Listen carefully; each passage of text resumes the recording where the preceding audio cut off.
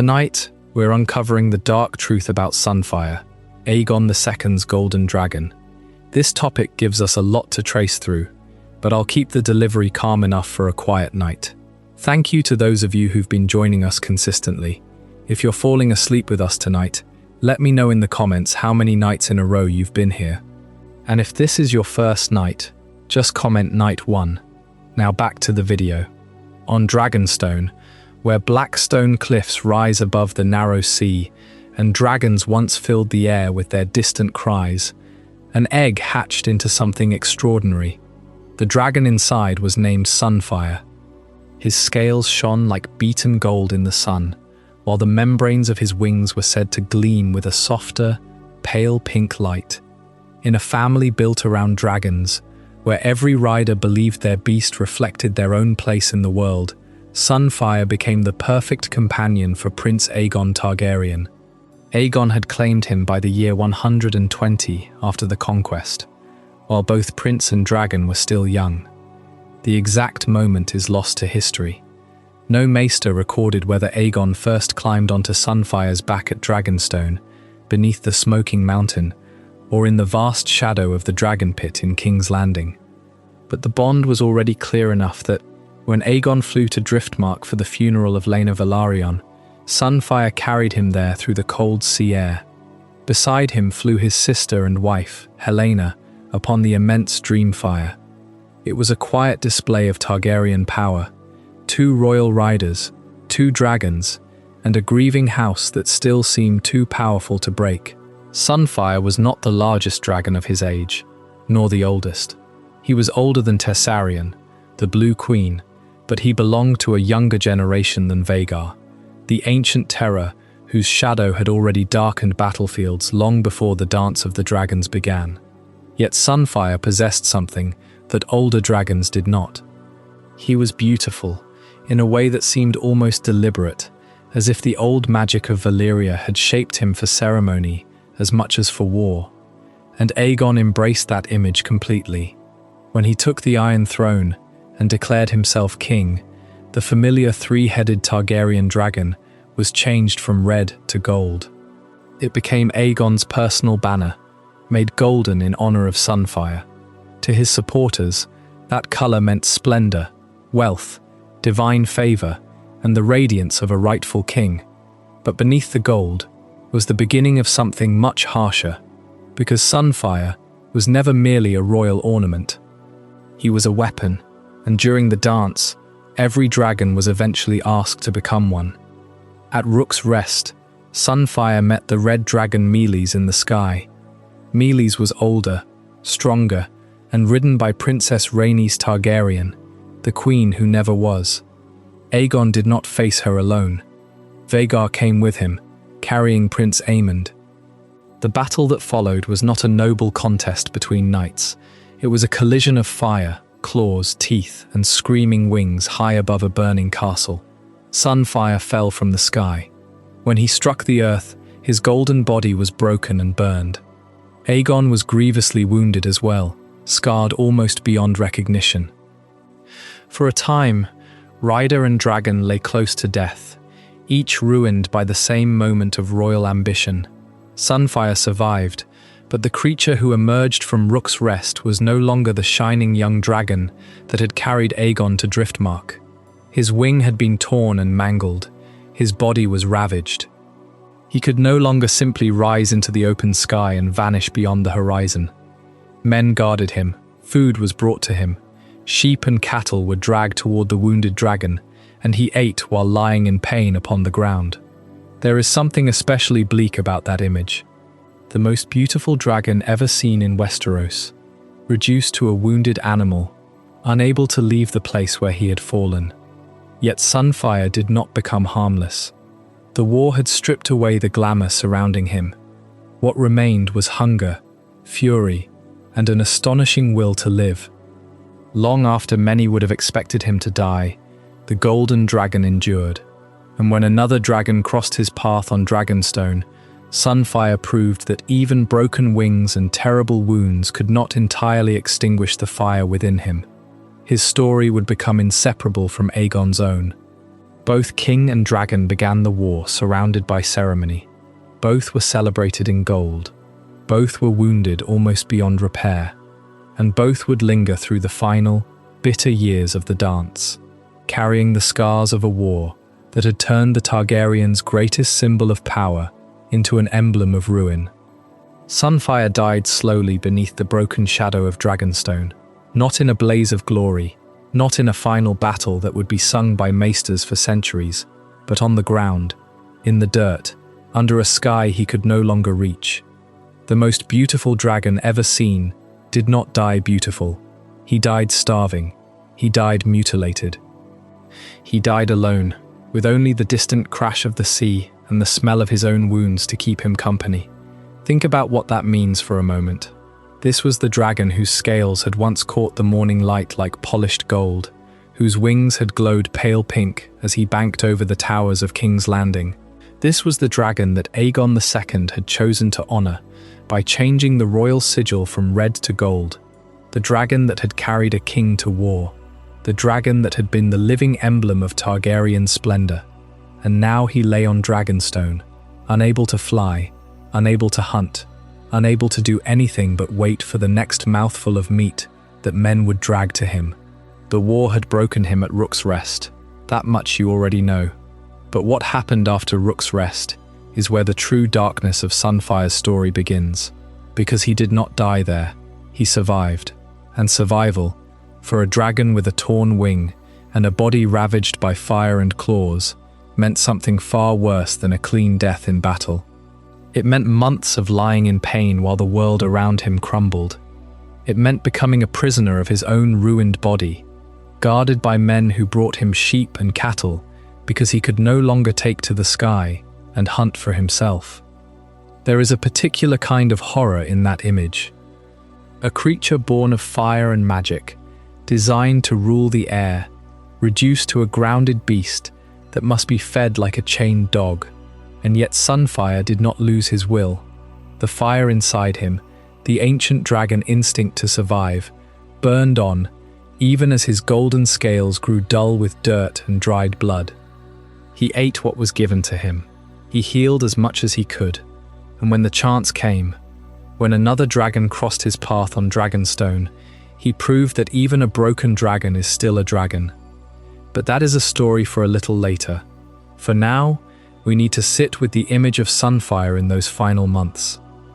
Because his slow death was not just a personal tragedy, it was a mirror. King Aegon II, the man who had ridden Sunfyre into battle, who had been crowned in gold and glory, was also collapsing. The war had scarred him beyond recognition. His body was broken. His cause was bleeding supporters. And just like his dragon, he clung to life long after any reasonable hope had faded. So we have to ask the question that hangs over everything Sunfyre became. How did a symbol of royal splendor, a creature so beautiful that poets compared him to the sun itself, end up as a starving, mutilated survivor on a black volcanic island? The answer is not simple. It involves the nature of war, the cruelty of the Targaryen civil war, and the terrible truth that even the most magnificent things can be ground down into something barely recognizable. Sunfyre's final months on Dragonstone were not a story of triumph. They were a story of endurance, of a dragon that refused to die even when death would have been kinder. And in that refusal, he became something else. Not a symbol of beauty or power, but a symbol of what the Dance of the Dragons did to everything it touched. It took the most beautiful dragon ever seen and turned him into a ghost, a golden skeleton still breathing, still waiting for an end that would not come quickly. The shadow of Dragonstone fell across him every day. The mountains smoked in the distance. The sea crashed against the cliffs. And Sunfyre lay there, his broken wing folded against his side, his eyes still bright with the old fire, but his body unable to rise. He was the last reflection of a king who had lost everything, and he would not leave the world until the war itself was ready to let him go. And so the waiting continued, day after day, until the island itself seemed to hold its breath. The men who fed Sunfyre grew accustomed to his presence, a great golden lump of misery that would lift his head only when the scent of blood reached him. They did not pity him. Pity was a luxury no one could afford in a war that had already consumed so many. They feared him, even broken, even grounded, because a dragon's fire does not forget how to burn. And Sunfyre still had fire. He still had teeth. He still had the memory of what it meant to be the sun made flesh. Then came the day when the sky over Dragonstone darkened with another shape. A smaller dragon, lean and quick, with pale green scales that shimmered like sea foam, Moondancer, and on her back, a rider with silver hair and a will of iron, Baela Targaryen, daughter of Rhaenyra, granddaughter of Daemon, and the last true obstacle between Sunfyre and whatever remained of his purpose.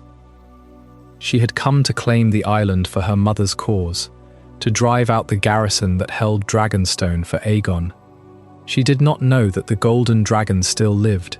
She did not know that the beast she had heard tales of, the dragon that had nearly killed Rhaenys and Meleys, was lying in wait, hidden in the shadow of the mountain. When Moondancer descended, Sunfyre rose. Not gracefully, not quickly, but he rose. His broken wing dragged behind him. His body screamed with every movement, but the fire in his chest ignited once more. He had been fed, he had healed enough, and he had not forgotten how to kill. The battle that followed was not a duel of equals.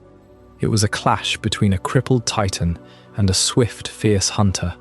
Moondancer struck again and again, her claws raking Sunfyre's already scarred hide, her flames licking at his golden scales. But Sunfyre had endured worse. He had survived Rook's Rest. He had survived months of agony. He had survived the slow decay of his own body. And in that moment, survival became something else. A final, terrible assertion of will. He caught Moondancer. His jaws closed around her neck, and the smaller dragon's struggles grew weaker, then ceased. Baela fell, her leg broken, her dragon dead, and Sunfyre, bleeding from a dozen new wounds, collapsed atop his kill. He had won, but victory had cost him everything he had left. His strength was gone, his fire guttered. The men who had fed him found him later, still lying across Moondancer's body, his eyes open but unseeing. He was not dead, not yet, but the end was finally close. They brought him more meat. They tried to tend his wounds, but Sunfyre had given the last of himself in that fight. He had proven that even a broken dragon could still be a dragon, but the proof had drained him dry. In the days that followed, he stopped eating. He stopped lifting his head. The golden scales, once so bright, turned the color of tarnished brass. And then one morning, the men who guarded him found that he had simply stopped breathing. The fire had gone out. The sun had set. Sunfyre died on Dragonstone, not in a blaze of glory, but in a quiet, final surrender. His body was left where it lay, because no one had the strength or the will to move him. The island took him back, stone and ash and salt wind, covering what remained of the most beautiful dragon ever seen. And in his death, he became a symbol of something even darker than the war itself.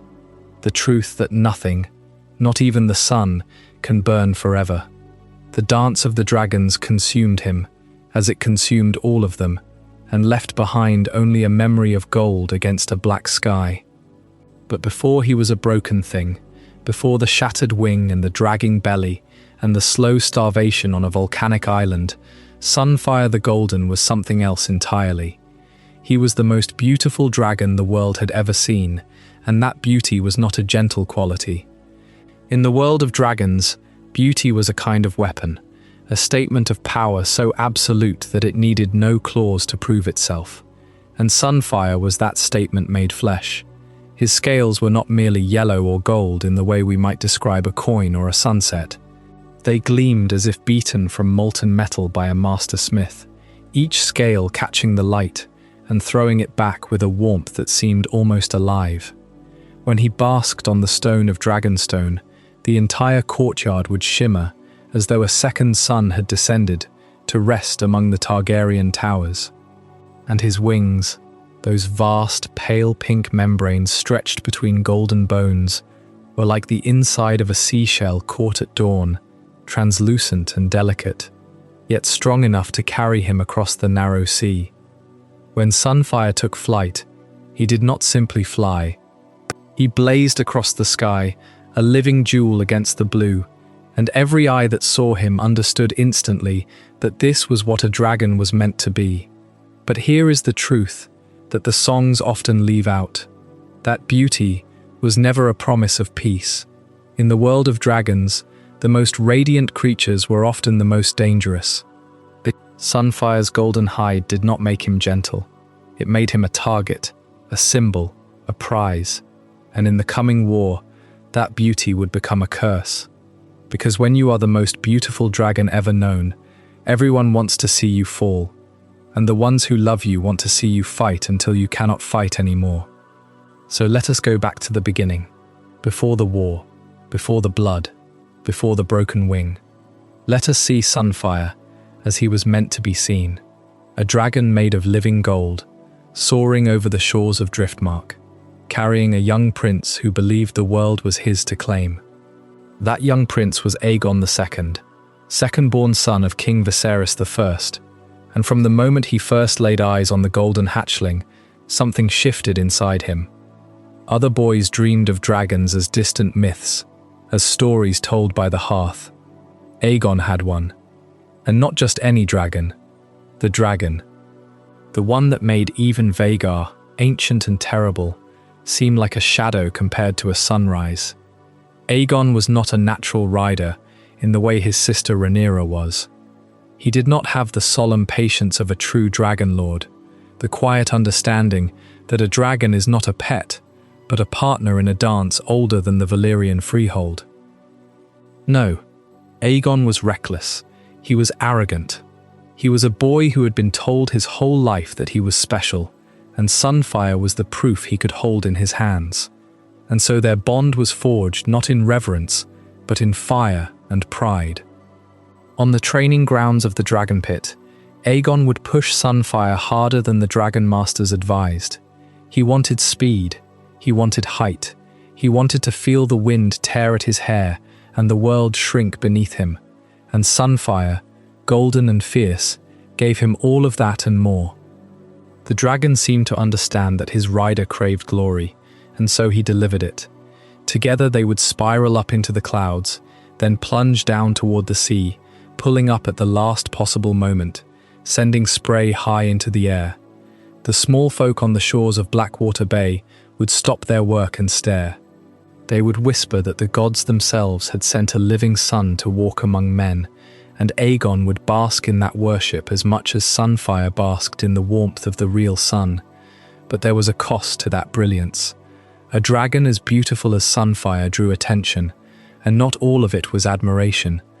In the Red Keep, whispers began to curl like smoke through the corridors. Some said that Aegon was too proud, that he flew too high, that the gods punish those who forget they are mortal. Others, more dangerous, noted that Sunfyre was not the largest dragon, not the oldest, not the most battle-scarred. He was a showpiece, a parade dragon, and in a war, showpieces are the first to be targeted.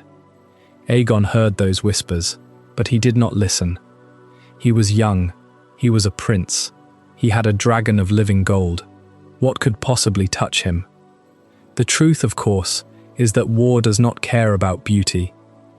War cares about survival. And when the dance of the dragons finally came, when brother turned against sister and dragon against dragon, Sunfyre would be tested in ways that no amount of glorious flight could prepare him for. But before that, there was still time. Time for one more flight over the waters of Driftmark, one more moment of pure, uncomplicated joy. Aegon would lean low against Sunfyre's neck, feeling the heat radiating from those golden scales, and he would laugh. He would laugh because he was young, because he was powerful, because he believed that the world was his to claim. And Sunfyre would roar, a sound like breaking metal and rolling thunder, and the sky would tremble. For a little while longer, they were invincible. For a little while longer, the golden dragon and his golden prince ruled the heavens unchallenged. But the storm was already gathering on the horizon, and it had teeth of its own. That image of Sunfyre in flight, scales like beaten gold, wing membranes the color of pale pink dawn, was not just a sight to behold, it was a statement. And that statement belonged to one person, Aegon Targaryen, second of his name, the young prince who would one day be king. By the year 120, after the conquest, when both prince and dragon were still young, Aegon and Sunfyre were already inseparable. But the exact moment the bond was formed, the precise hour when a boy first climbed onto the back of a golden hatchling and felt the world fall away beneath him, that moment is lost to history. The chronicles do not record it. No maester set down the day, no singer preserved the tale. We know only that by the time Aegon was a teenager, Sunfyre was his. And we can guess where it happened. Two places stand out as likely. The first is Dragonstone, the ancient fortress where Targaryen dragons had been born for generations. It was there that Sunfyre's egg had hatched, there that the young dragon first stretched his wings over the volcanic shores.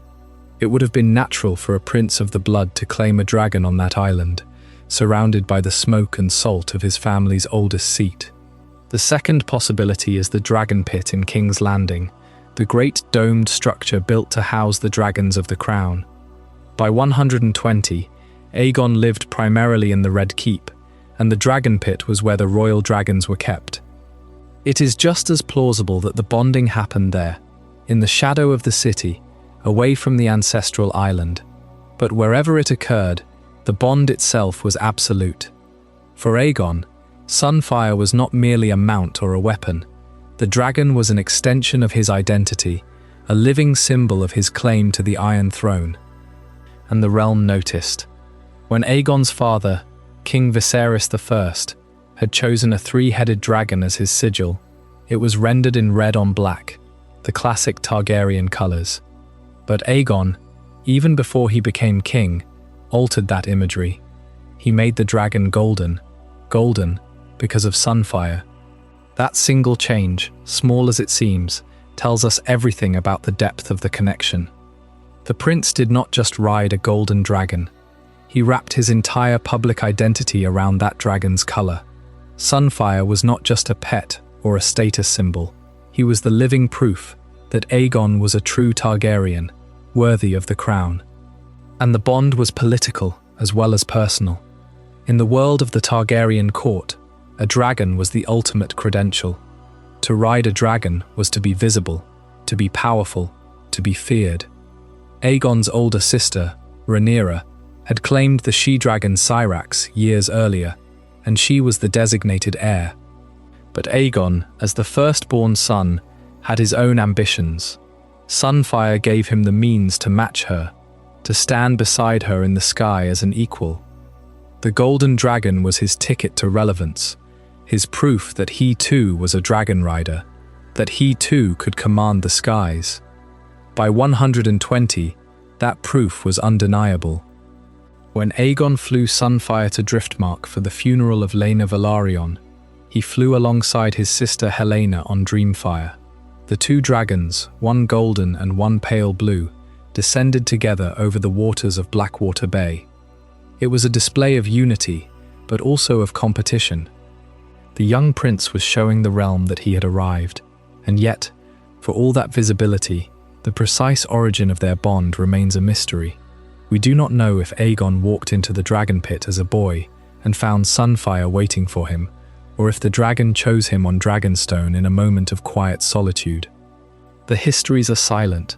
Perhaps that silence is fitting. Some bonds are too deep to be recorded in ink. They exist only in the memory of the two who shared them. For Aegon and Sunfyre, that bond would carry them through war, through injury, through loss. It would become the most defining relationship of both their lives. And it began in a moment we will never see, on an island of stone and fire, or beneath the great dome of the dragon pit, in the year 120, when a prince and his golden dragon were still young, still whole, still unaware of the darkness that lay ahead. And yet, for all that we know of Aegon and Sunfyre together, by the year 120, the dragon's own beginning remains a matter of silence. We can trace Sunfyre's origin to a single, certain fact. He was hatched from an egg on Dragonstone. That much the records agree upon. But beyond that, the details grow hazy, as if the smoke of the volcano itself has settled over the truth. The exact year of Sunfyre's birth is unknown. The Maesters who chronicled the dragons of House Targaryen were meticulous in some matters, and frustratingly vague in others. For a creature as magnificent as Sunfyre, we might expect a precise entry, a date carved into the archives. Instead, we have only inference. We know that by 120, when Aegon first appears riding him, Sunfyre was already large enough to carry a young prince into the sky. That suggests he was not a newborn, not a dragon barely out of the shell. He had grown, he had been fed, he had been trained, or at least accustomed, to the weight of a rider. But how many years had passed since that egg cracked open on the black sands of Dragonstone? We cannot say. Some accounts place his hatching in the late years of the reign of King Jaehaerys I, perhaps around 110 or 112. Others suggest a date closer to 115. The uncertainty is not unusual for dragons of this period. The Targaryens did not always record the birth of every dragon with the same care they gave to the birth of every prince. And Sunfyre, for all his later glory, was not born into a time of war. He was born into peace, into the long summer of the old king's rule, when dragons were still a common sight, and a new hatchling was a matter of routine rather than legend. What we can say with more confidence is that Sunfyre was older than Tessarion. This is a small detail, but it matters when we consider the hierarchy of dragons during the dance. Tessarion, the Blue Queen ridden by Prince Daeron the Daring, was hatched later, likely around 120, or even a few years after. Sunfyre had at least a handful of years on her, perhaps as many as 10. That age difference would have given him an advantage in size and strength, though not as much as the older dragons like Vhagar or Vermithor. He was still considered young when the war began. The chronicles refer to him as young in 120, and again in 129, when the dance erupted. This repeated description tells us something important. Sunfyre was not yet fully grown. He was still maturing, still adding to that golden frame, still gaining the mass and power that would have made him a truly formidable beast in another decade. And yet, even as a young dragon, he was already the most beautiful ever seen. That is not hyperbole. The accounts are consistent. His scales were not merely yellow or gold, but seemed to burn with an inner light, as if the sun itself had been poured into his hide. His wings were pale pink, like the inside of a seashell, and when he flew, he left a trail of shimmering heat in his wake. To see Sunfyre in flight was to see something that belonged more to poetry than to the world of men. But that beauty is also part of the uncertainty, because the same records that praise his appearance are frustratingly silent on his early life. We do not know which egg he came from. We do not know if his egg was placed in Aegon's cradle, as was the custom for Targaryen children, or if the prince claimed him later, after the dragon had already hatched and grown for a time. We do not know the exact moment of their bonding. The Maesters tell us that Aegon was riding Sunfyre by 120, but they do not tell us how that came to be. Was it a formal claiming, a ceremony on Dragonstone or in the Dragon Pit? Or was it something quieter, a boy and a dragon finding each other in the smoke and ash of the island? We are left with gaps, and those gaps, paradoxically, make Sunfyre feel more real, more like a creature half hidden by legend.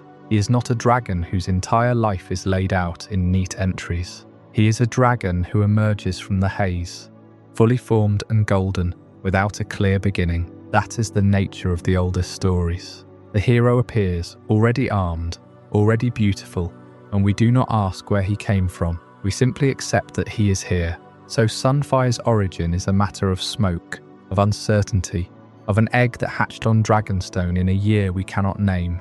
He grew in the shadow of the volcano, fed on the herds that grazed the island's slopes. And by the time he was large enough to carry a prince, he was already the most striking dragon of his generation. He was older than Tessarion, but still young. He was beautiful, but still growing. And he was bonded to Aegon, but the exact moment of that bond is lost. That is the foundation upon which the rest of his story rests. A foundation of smoke and gold and unanswered questions. And from that foundation, we will follow him into the sky, into the war, and into the ruin that awaited him beneath the broken shadow of Dragonstone. The egg that hatched on Dragonstone, the uncertain years of growth, the young prince who climbed onto a dragon's back before most men could even dream of it. All of that led to a single undeniable fact. By the time Aegon Targaryen was old enough to be taken seriously, he had Sunfyre, and Sunfyre was not just any dragon, he was a statement. You see, for a Targaryen prince, a dragon was never merely a mount. It was a birthright, yes, but it was also a living emblem of power. Every Targaryen who rode a dragon carried that creature's image with them into the world. The sigil of House Targaryen had always been a three-headed dragon, red on black, a symbol of the conqueror and his sisters, of the dynasty's ancient Valyrian roots. But that sigil was static. It belonged to the family as a whole. A prince needed something more personal, something that told the realm who he was. Before he ever spoke a word, Aegon understood this, and Sunfyre gave him the means to reshape the symbol itself. It did not happen overnight. The change was subtle at first, the kind of detail that court chroniclers note only after the fact. But by the time Aegon was riding Sunfyre regularly, the three-headed dragon on his banners and shields began to shift. The red remained. Red was the colour of Targaryen blood, of fire and war, but the dragon itself turned gold. Not a pale yellow, a dull brass, but a bright gleaming gold that caught the light the same way Sunfyre's scales did when he flew above the towers of the Red Keep. The heraldry was altered to honour the dragon. That is the simple truth. But the meaning ran deeper. By making his personal sigil golden in imitation of Sunfyre, Aegon was declaring that his dragon was not just a beast he rode. It was the very image of his right to rule. The three-headed dragon had always represented the Targaryen dynasty. Now on Aegon's shields, it represented him, and it was made of gold because Sunfyre was made of gold. The dragon became the visual argument that Aegon was born to sit the Iron Throne. Think about what that meant in the context of the court. Aegon was not the eldest son. That was Aegon the Elder, the firstborn of Viserys, but he died in infancy. Then came Rhaenyra, named heir. Then came Aegon, the second son, the spare. He grew up in the shadow of his sister's claim, always aware that the realm had been promised to her, but he had Sunfyre, and Sunfyre was more than a dragon. He was a living crown. When Aegon flew into a tournament or appeared at a royal progress, the golden sigil on his surcoat caught every eye. It was not subtle. It was not humble. It was a deliberate piece of theatre, a way of saying that the dragon who bore him was the same dragon that should bear the realm. The three heads of the Targaryen dragon were supposed to represent Aegon, the conqueror, and his sisters. But now, on Aegon II's banners, those three heads were golden, and they looked like Sunfyre.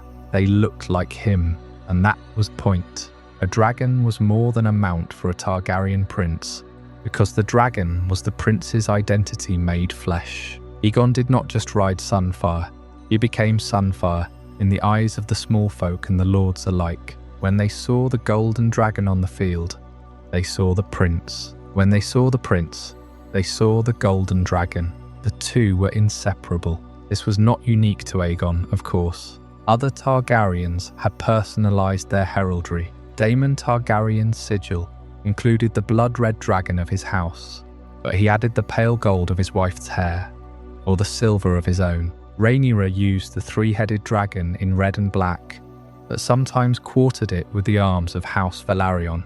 But Aegon's change was different. It was not a quartering or an addition. It was a transformation. The dragon itself became golden. The symbol of the dynasty was recast in the image of one dragon, one prince. That is how Sunfyre became the visual argument for Aegon's kingship. Long before the Dance of the Dragons, before the crown was placed on his head, in the dragon pit, the golden sigil was already telling the story. It said, "This prince is not just a Targaryen. He is the Targaryen who rides the golden dragon. And if the golden dragon is the most beautiful dragon ever seen, then the prince who rides him must be the most worthy of the throne." It was a dangerous kind of symbolism, because it tied Aegon's legitimacy directly to Sunfyre's existence. If Sunfyre were to fall, what would happen to the golden sigil? What would happen to the prince who had wrapped his identity so completely in the dragon's scales? That question would not be answered until the war came and the golden dragon was broken. But in those early years, before the bloodshed, the sigil shone bright and untarnished, and Aegon rode high above the realm, golden and glorious. The heraldry change was not announced in any formal decree. There is no surviving document that says, "From this day forward, the prince's dragon shall be gold." It simply happened. One day, the chroniclers noted that the dragon on Aegon's shield was no longer red, it was gold, and everyone understood. That is how deep the bond went. Aegon did not need to explain it. The dragon spoke for him, and the dragon's colour became his colour, his claim, his promise. The three-headed dragon became golden in imitation of Sunfyre, and in doing so, it became Aegon's own. Now, as we move forward, we will see what happened when that golden dragon was forced to prove itself, not just as a symbol, but as a weapon, because the realm was about to demand more from Sunfyre than beauty. It would demand fire and blood, and a fight to the death. The golden sigil was a declaration. Aegon Targaryen, second of his name, had taken the ancient symbol of his house and reshaped it in the image of his dragon. The three-headed beast that had flown above Aegon the Conqueror was now rendered in Sunfyre's own colour, a public statement that this young prince and his golden mount were inseparable. But symbols are one thing, the reality of a dragon in flight is another, and in the year 120 after the conquest, the realm would see Sunfyre the Golden not as a sigil on a banner, but as a living creature against the sky. That year brought the family to Driftmark. Laenor Velaryon had died, consumed by dragonfire during a failed birth on the volcanic shores of Pentos. Her body was brought home to the sea, to the castle of High Tide, where the tides of House Velaryon had risen higher than any in living memory. The funeral was a gathering of dragons. Caraxes descended with Daemon, Vargar with Laenor's own daughter, and Syrax carried Rhaenyra. But among these great beasts, two dragons arrived together, and for a moment they told a story of unity. Aegon flew Sunfyre from King's Landing. Beside him on Dreamfire rode his sister Helena. The two dragons cut a path across the narrow sea, their wings catching the light in different ways. Dreamfire was silver blue, a dragon of pale elegance, but Sunfyre was something else entirely. He was gold. Not a dull gold, not a tarnished gold, but a living gold, as if the sun had condensed into scales and sinew. His wings were pale pink, almost translucent at the edges, and when he banked against the clouds, he seemed to burn. For those watching from the shores of Driftmark, it must have been a strange comfort. The Targaryens were fracturing, the succession was uncertain. Rhaenyra had been named heir, but Aegon was the firstborn son, and the court whispered of plots. Yet here were two siblings, flying together their dragons side by side. Aegon and Helena, brother and sister, husband and wife, arriving as one. It was an image of family unity, brief and fragile, but real enough in that moment. The funeral itself was a sombre affair. Laenor's body was given to the sea, as Velaryon tradition demanded. The dragons circled overhead, their shadows passing over the gathered mourners. Sunfyre descended to the beach, his claws sinking into the wet sand. Aegon dismounted and stood beside Helena, both of them dressed in black. The wind carried the salt spray, and the waves pulled at the shore. It was a scene of grief, but also of spectacle. The dragons were not just mounts, they were statements of power, living testaments to the blood of old Valyria. But there was something else in the air that day, something that hung heavier than the smoke from Laenor's pyre. Death had come to House Targaryen, and it would not leave. Laenor was the first, but she would not be the last. The funeral at Driftmark was a prelude, a quiet note before the storm. The dragons gathered there would soon turn on each other. The bonds of family would shatter, and Sunfyre, the golden dragon who had come as a symbol of unity, would become a weapon of war. For now, though, he was still ceremonial. He stood on the beach, his head held high, his golden scales gleaming in the pale light. He was beautiful. Everyone who saw him said so. His eyes were the colour of molten gold, and his horns swept back from his skull like polished brass. He was young, still growing, but already he commanded attention. He was not the largest dragon at Driftmark. Vhagar, ancient and vast, dwarfed him. Caryx's, the blood worm, was longer and more fearsome, but Sunfyre had something they did not. He had presence. He was the dragon that artists would paint, that singers would describe, that children would dream of, and that beauty would become his tragedy, because the war that was coming would not spare the beautiful. It would break them, scar them, leave them to die in the dark. But on that day, at Laenor's funeral, none of that was visible. There was only the golden dragon, standing in the salt spray, his wings folded against his sides, his rider beside him. There was only the image of a family, united in grief, standing together on the shore. The funeral ended. The dragons took to the sky again. Sunfyre rose with a powerful beat of his wings, his body catching the last light of the setting sun. He climbed higher, his silhouette turning from gold to black against the orange horizon. Aegon guided him back toward King's Landing, and Helaena followed on Dreamfire. They flew in formation, 2 dragons, 2 riders, 1 purpose. But the unity would not last. The cracks were already forming, hidden beneath the surface of courtly decorum, and Sunfyre, for all his beauty, was not a creature of peace. He was a dragon. He was born to burn. The ceremonial flights would soon give way to something far darker. The golden dragon would be tested, and the test would leave him broken, but that was still years away. For now he flew above the narrow sea, his scales gleaming, his wings cutting through the air, and he was the most beautiful thing the realm had ever seen. The flight to Driftmark for Laenor Velaryon's funeral in 120 AC was one of the last times the family appeared united in the open air. Aegon rode Sunfyre, and beside him flew Helaena on Dreamfire, the she-dragon's pale blue and silver form cutting a stark contrast against the golden beast at her brother's command. They were a spectacle of Targaryen power, young and bright and seemingly invincible, but the unity was an illusion. Beneath the sheen of dragon scales and the solemnity of the funeral rites, the cracks in the house were already forming, hairline fractures that would soon split the dynasty in two. The question of succession had never truly been settled. King Viserys I had named his daughter Rhaenyra as his heir, and for years the lords of the realm had sworn oaths to uphold her claim. But oaths are fragile things when weighed against tradition. And tradition in Westeros had always favoured the male. When Viserys finally died in 129 AC, the crown did not pass peacefully to Rhaenyra. Instead, it was seized by her half-brother, Aegon II, and the realm was plunged into a war that would consume dragons and men alike. This was not merely a dispute over a throne.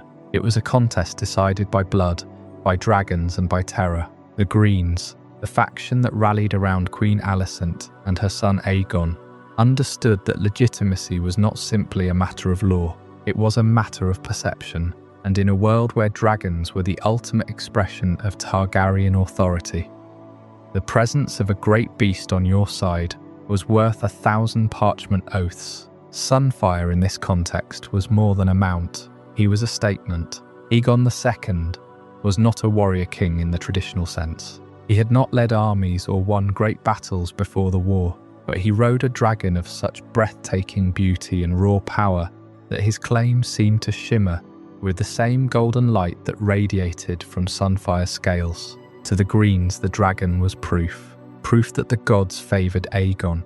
proof that the blood of old Valyria ran true in his veins. The three-headed dragon of House Targaryen had been rendered in gold on Aegon's banners, an explicit homage to the beast that carried him. Sunfyre was not just a weapon, he was the symbol of the king's right to rule. But symbols are also targets, and in the coming war, the Golden Dragon would become one more prize that the divided family was willing to destroy. The Greens and the Blacks were not merely opposing factions. They were brothers and sisters, uncles and cousins, all bound by blood and all willing to shed it. The dragons themselves, magnificent and terrible as they were, became extensions of that familial hatred. They were ridden into battle, not just to conquer territory, but to annihilate the other side's claim to legitimacy. And Sunfyre, the most beautiful of them all, would be at the centre of that storm. The conflict did not erupt overnight. There were councils and letters and attempts at negotiation, but the outcome was inevitable. When the Green Council moved to crown Aegon in the Red Keep, Rhaenyra was on Dragonstone, and her own dragons were gathering. The Blacks had their own beasts, their own riders, and their own vision of what the realm should be. Among them were dragons like Syrax, Caraxes, and Vargar, each a force of nature in its own right. But the Greens had Sunfyre, and they had Dreamfire, and they had Vargar as well. For the great she-dragon had been claimed by Aemon, Aegon's younger brother. The war that followed would be fought in the skies, as much as on the ground, and the first major clash between dragons would come at a place called Rook's Rest. It was there that Sunfyre would face his first true test, and it was there that the Golden Dragon would begin his long, agonizing descent from symbol of glory to broken survivor. The splintering of the house was complete, and the dragons, once the pride of the Targaryens, were now the instruments of their mutual destruction. The stage was set for a conflict that would leave no dragon untouched, no rider unscathed, and no family member unburdened by the weight of what they had done. Sunfyre, the golden, the beautiful, the living embodiment of Aegon's claim, would soon learn that even the most magnificent beast can be brought low by the hatred of its own blood, and the war had only just begun. King Viserys I died in his bed in the dead of night, and with that final breath, the fragile peace of the realm shattered. The Greens moved with terrifying speed. Within hours, the Red Keep was sealed. The Gold Cloak secured the gates. The small council gathered in secret, and the Queen Dowager, Alicent Hightower, along with her father Otto, set their plan into motion. There would be no announcement of Viserys' passing until Aegon was found and crowned. But Aegon was not in his chambers. He was not in the throne room. He was not where a king-in-waiting ought to be. He had fled into the warrens of Flea Bottom, drunk and terrified of the crown that was about to be forced upon him. It took his own brother Aemon and Sir Criston Cole to drag him back. They found him in a filthy hovel, surrounded by the dregs of the city, and they hauled him through the streets, past the silent masses, up the steps of the dragon pit. There, in the vast shadow chamber where the dragons were kept, the coronation was staged. Not in the Great Sept, not in the throne room of the Red Keep, but here, beneath the high domed ceiling where Sunfyre waited. The dragon had been brought there earlier, chained to a massive stone pillar. He was the only living creature in that hall who seemed to understand what was happening. Sunfyre stood coiled in the torchlight, his scales gleaming like molten gold, his wings half furled and shimmering with a pale amber sheen. He was not restless. He did not thrash or snap. He simply watched, his eyes like pools of liquid fire, as the High Septon placed the Conqueror's crown upon Aegon's head. The new king trembled. His hand shook as he accepted the scepter. He could barely meet the gaze of the lords who knelt before him. But Sunfyre needed no ceremony. He needed no crown. He was the crown made flesh. When Aegon turned to face his dragon, the beast lowered his head, not in submission, but in recognition. It was a gesture of acceptance, as if Sunfyre understood that this boy was now his rider in truth, not just in name. And in that moment, the contrast was stark. Aegon II, reluctant and weak, a king who had been dragged to his own throne, and Sunfyre the Golden, magnificent and terrible, a creature born to rule the sky. The public spectacle of kingship unfolded in the days that followed. Aegon processed through the streets of King's Landing on foot, wearing the conqueror's crown, while Sunfyre flew overhead, casting a shadow that swallowed the cobblestones. The small folk cheered, but they cheered for the dragon, not the man. They had never seen anything so beautiful. The golden wings caught the sunlight and scattered it like shattered coins. The beast's roar, when it came, was a sound that shook the very stones of the city, and Aegon, standing below, looked like a boy playing dress-up in his father's armour. This was the green coup made visible. The Greens had seized power through lies, through murder, through the swift and brutal suppression of any voice that spoke Rhaenyra's name. But they needed a symbol. They needed something that would make the realm forget that the rightful heir was a woman, that the succession had been stolen, and they found that symbol in Sunfyre. The dragon was more than a mount. He was the embodiment of Targaryen legitimacy. His very presence seemed to say that the gods had chosen this king, that the blood of old Valyria flowed in his veins, that the fire of the dragon was with him. Yet Aegon himself seemed to shrink under that golden gaze. He drank heavily during the coronation feast. He spoke little. He looked at Sunfyre, not with pride, but with something like fear. The dragon, for his part, remained calm, almost aloof. He had been fed well, groomed, adorned with chains of gold and rubies. But he was not a tame creature. He was a dragon, and dragons do not need crowns to know their own power. The coronation beneath Sunfyre's wings was a masterstroke of propaganda. It told the realm that Aegon was not merely a king by decree, but a king by dragon. And in the world of the Targaryens, that was the only truth that mattered. The Blacks would call it a usurpation. The Greens would call it a restoration. But in that moment, in the shadow of the golden dragon, the crown of the Seven Kingdoms rested on a head that did not want it, while the beast, who could have worn it with ease, simply waited, patient and terrible, for the war that was already coming, and the war would come for Sunfyre first. The golden dragon would not remain a symbol for long. He would be called to battle, to blood, to the kind of violence that no amount of pageantry could prepare him for. But that story begins not in the throne room, not in the dragon pit, but on a field called Rook's Rest, where the true cost of kingship would be written in fire and in wounds that never fully healed. Aegon II had been crowned beneath golden wings, and for a brief moment, the realm saw a king who seemed to embody the very light of the sun. Sunfyre, perched above the dragon pit, had turned the coronation into a spectacle of pure Targaryen majesty. But coronations end, the cheers fade, and the beautiful dragon, like every dragon before him, was about to learn that the crown does not ask its servants to pose for portraits. It asks them to burn.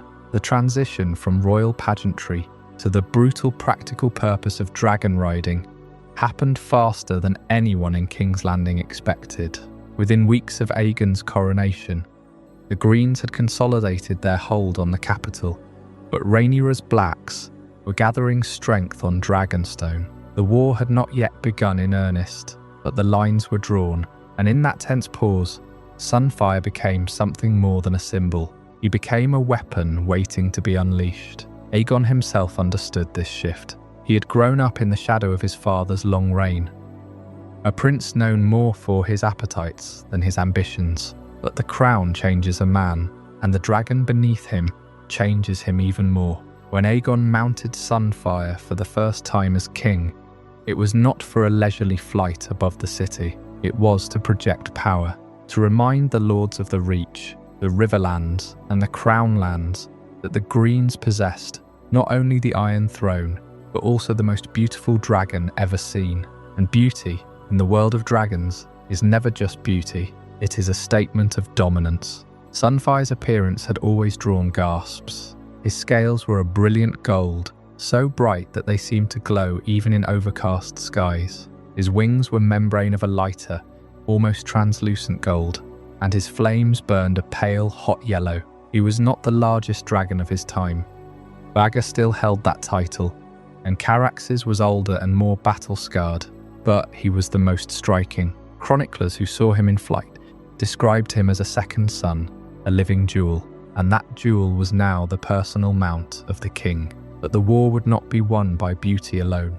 The Greens knew that Rhaenyra had more dragons, and some of them were larger. Vhagar, bonded to Aemon, was a beast of legend, a dragon who had carried Visenya through the conquest. Carax's, the Bloodworm, was a veteran of countless campaigns, ridden by Daemon Targaryen, the most experienced dragon rider of his age. And then there were the younger dragons of the Blacks. Syrax, Rhaenyra's Golden Queen, Ermax, ridden by Jaehaerys, Arrax by Lucis Rhys, and Tyrax's by the young Joffrey. The Greens had Sunfyre, Dreamfire, and Vhagar, but they were outnumbered. They needed every dragon to count. Sunfire's first true test came not in a pitched battle, but in a demonstration of force. In the early months of the war, Aegon flew Sunfyre over the towns and castles of the crownlands that had declared for Rhaenyra. The dragon's shadow passed over fields and villages, and the message was clear: submit or burn. It was a tactic as old as the Targaryen dynasty itself, and it worked. Many lords who had wavered in their loyalty now bent the knee to the Golden Dragon. Sunfyre was not merely an emblem of kingship. He was a living siege weapon, a terror that could be deployed at a moment's notice. And yet, the beauty of the dragon made him a celebrated figure of the war. Songs were sung about him in the taverns of King's Landing. Minstrels composed verses comparing his golden wings to the sun itself. Children drew pictures of him in the dirt. Even among the Blacks, there was a grudging admiration for Sunfire's splendor. It was said that when Rhaenyra heard reports of her half-brother's dragon, she grew silent, perhaps remembering the days when she and Aegon had been children together, watching the dragons wheel above the Dragonstone cliffs. But those days were gone. The war would not spare beauty. The expectation that Sunfyre would become a celebrated figure of the war was not misplaced. Every battle he participated in, every flight he took, was recorded by Maesters and chroniclers. His name appeared in letters and dispatches. His image was painted onto shields and banners. He was the dragon that everyone wanted to see, the dragon that made the Greens' cause seem glamorous. But glamour is a thin armor against dragon fire and claws. It is important to remember that every dragon in the dance is also a future ruin waiting to happen. The same fire that makes them magnificent makes them devastating. The same scales that gleam in the sun can be torn by the teeth of another dragon. The same wings that carry a king to victory can be shredded by a younger, faster opponent. Sunfyre was not immune to this truth. He was young, strong and beautiful, but he was not invincible. The war would test him in ways that no one could have foreseen. As the Greens prepared for the first major confrontation of the war, Aegon and Sunfyre stood at the center of their strategy. The king would ride his golden dragon into battle, and the realm would see that the Targaryen dynasty, though fractured, still possessed the power of old Valyria. The dragon would not just be a symbol. He would be the hammer that broke the enemy, but hammers break and dragons die. The dance of the dragons was about to begin in earnest, and Sunfyre, the beautiful golden dragon, would soon learn that war does not care for beauty. It only cares for victory. And victory in this war would come at a terrible cost. The first true battle was not long in coming. It would take place at a place called Rook's Rest, and it would change everything. But before that, there were flights and feasts and the slow, inexorable march toward blood. The golden dragon spread his wings over a kingdom that was already tearing itself apart, and, for a moment, he was still the most beautiful thing in the sky. But the storm was gathering, and no dragon, no matter how golden, can outfly the storm. The golden dragon had been a symbol of Aegon II's claim, a living crown that gleamed above the Red Keep. But symbols do not win wars, siege weapons do. And by the time the Greens began their campaign in earnest, Sunfyre was no longer just a banner. He was a tool of calculated destruction. The trap at Rook's Rest was not a battle of chance. It was a plan drawn in ink and blood, designed to break the Blacks' advantage in the sky. Rhaenyra's forces held more dragons, but the Greens held patience. Sir Criston Cole, the Lord Commander of the Kingsguard, understood that a war fought with dragons could not be won by meeting them head-on. You had to lure them. You had to make them come to you. Rook's Rest was a small castle on the coast of the Crownlands, built by a lord loyal to Rhaenyra.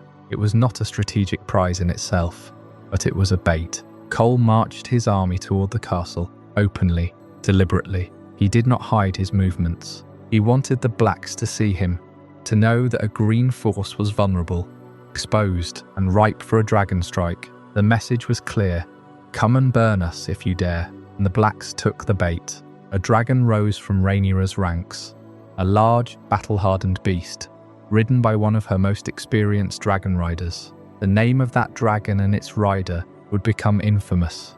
But for now, they were simply the answer to Cole's provocation. The black dragon descended on Rook's Rest, breathing fire into the green lines, scattering soldiers, tearing through the siege engines. It was exactly what Cole had expected, but the black dragon was not alone in the sky.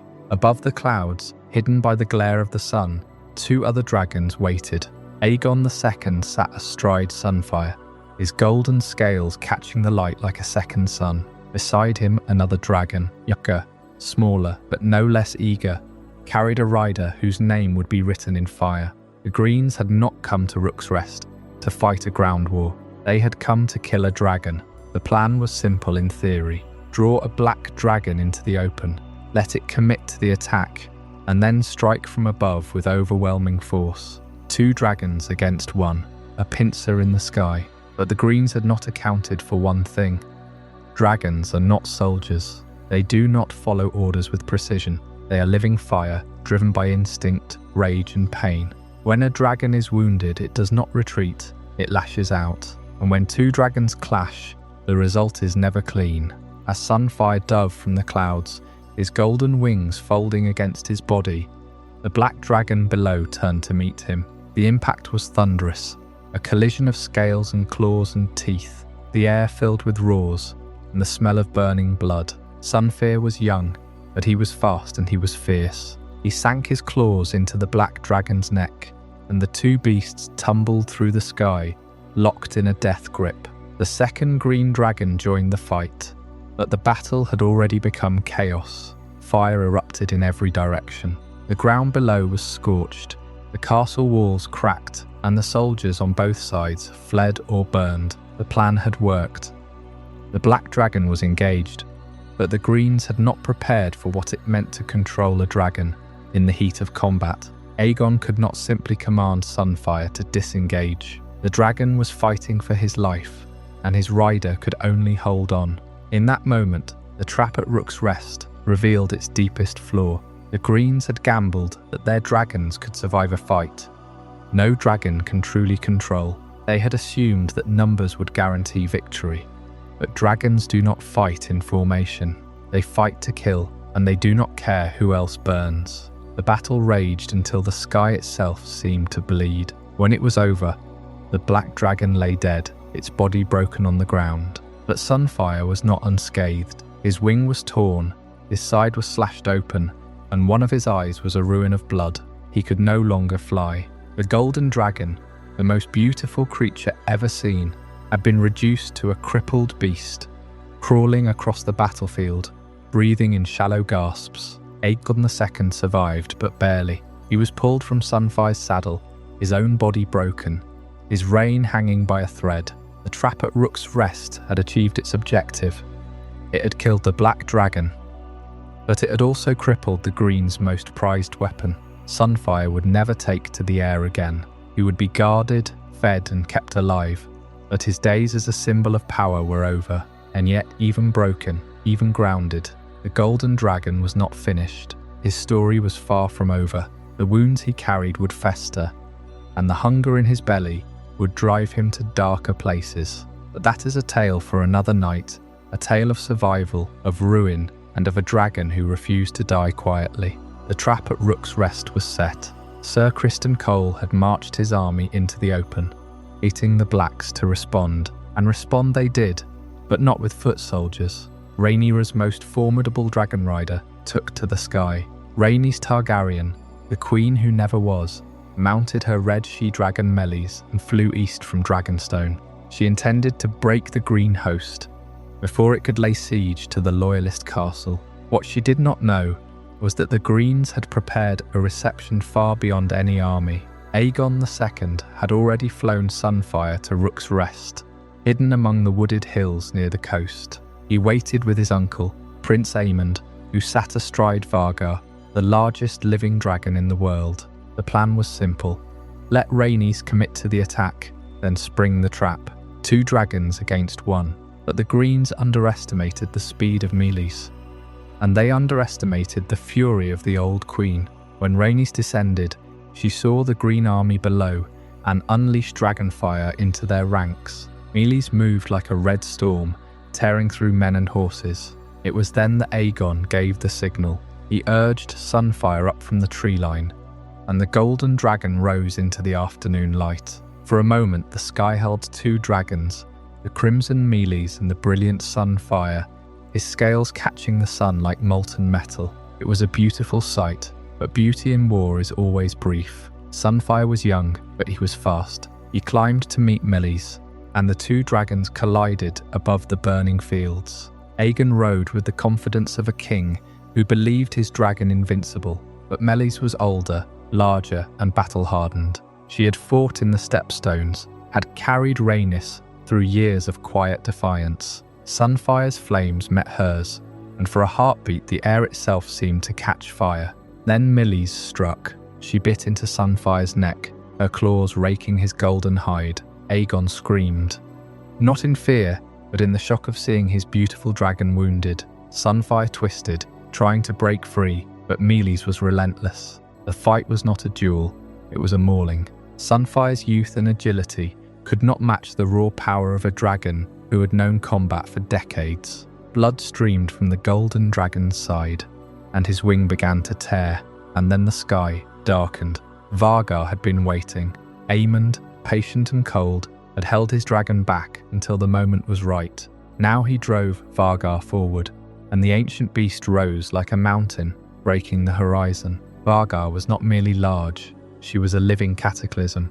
Her wingspan blotted out the sun, and her roar shook the stones of Rook's Rest itself. Where Sunfyre was elegance, Vargar was age and weight and accumulated fury. The battle ceased to be a contest, it became a collapse. Meleys, already locked in combat with Sunfyre, could not escape.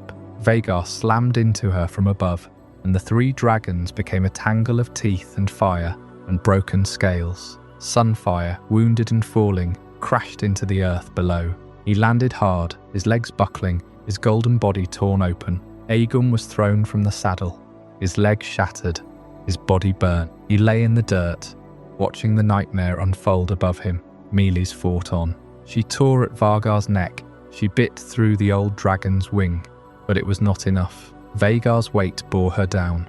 The 2 dragons fell together, crashing into the forest, crushing trees and earth. When the dust cleared, Meleys was dead. Vhagar rose bloodied but victorious, and Sunfyre lay broken, unable to fly, his beautiful wings useless. The trap had worked, but at a terrible cost. Aegon would never ride Sunfyre again as he once had. The golden dragon, the symbol of the new king's glory, was now a crippled beast, guarded in a makeshift pen, fed on the carcasses of horses and cattle. He would survive, but he would never soar, and the war would demand more from him yet. What happened next would test the limits of what a dragon could endure. Sunfyre, maimed and starving, would find a way to strike back, not from the sky, but from the ground, and the story of his survival would become something far darker than any battle. Before we dive deeper into this incredible journey, I'm curious, where in the world are you watching this from? Drop a comment below and let our global community know. And if you're finding this as mind-blowing as I am, hit that like button to help more people discover this story. The sky above Rook's Rest became a furnace. Sunfyre and Meleys had locked together, claw and fang, their bodies twisting in a spiral of gold and red. Below them, the armies of both greens and blacks had stopped fighting to stare upward.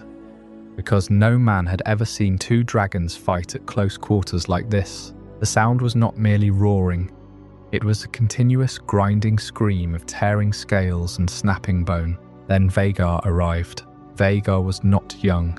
She was the oldest living dragon in the world, a beast whose wingspan could swallow the sun.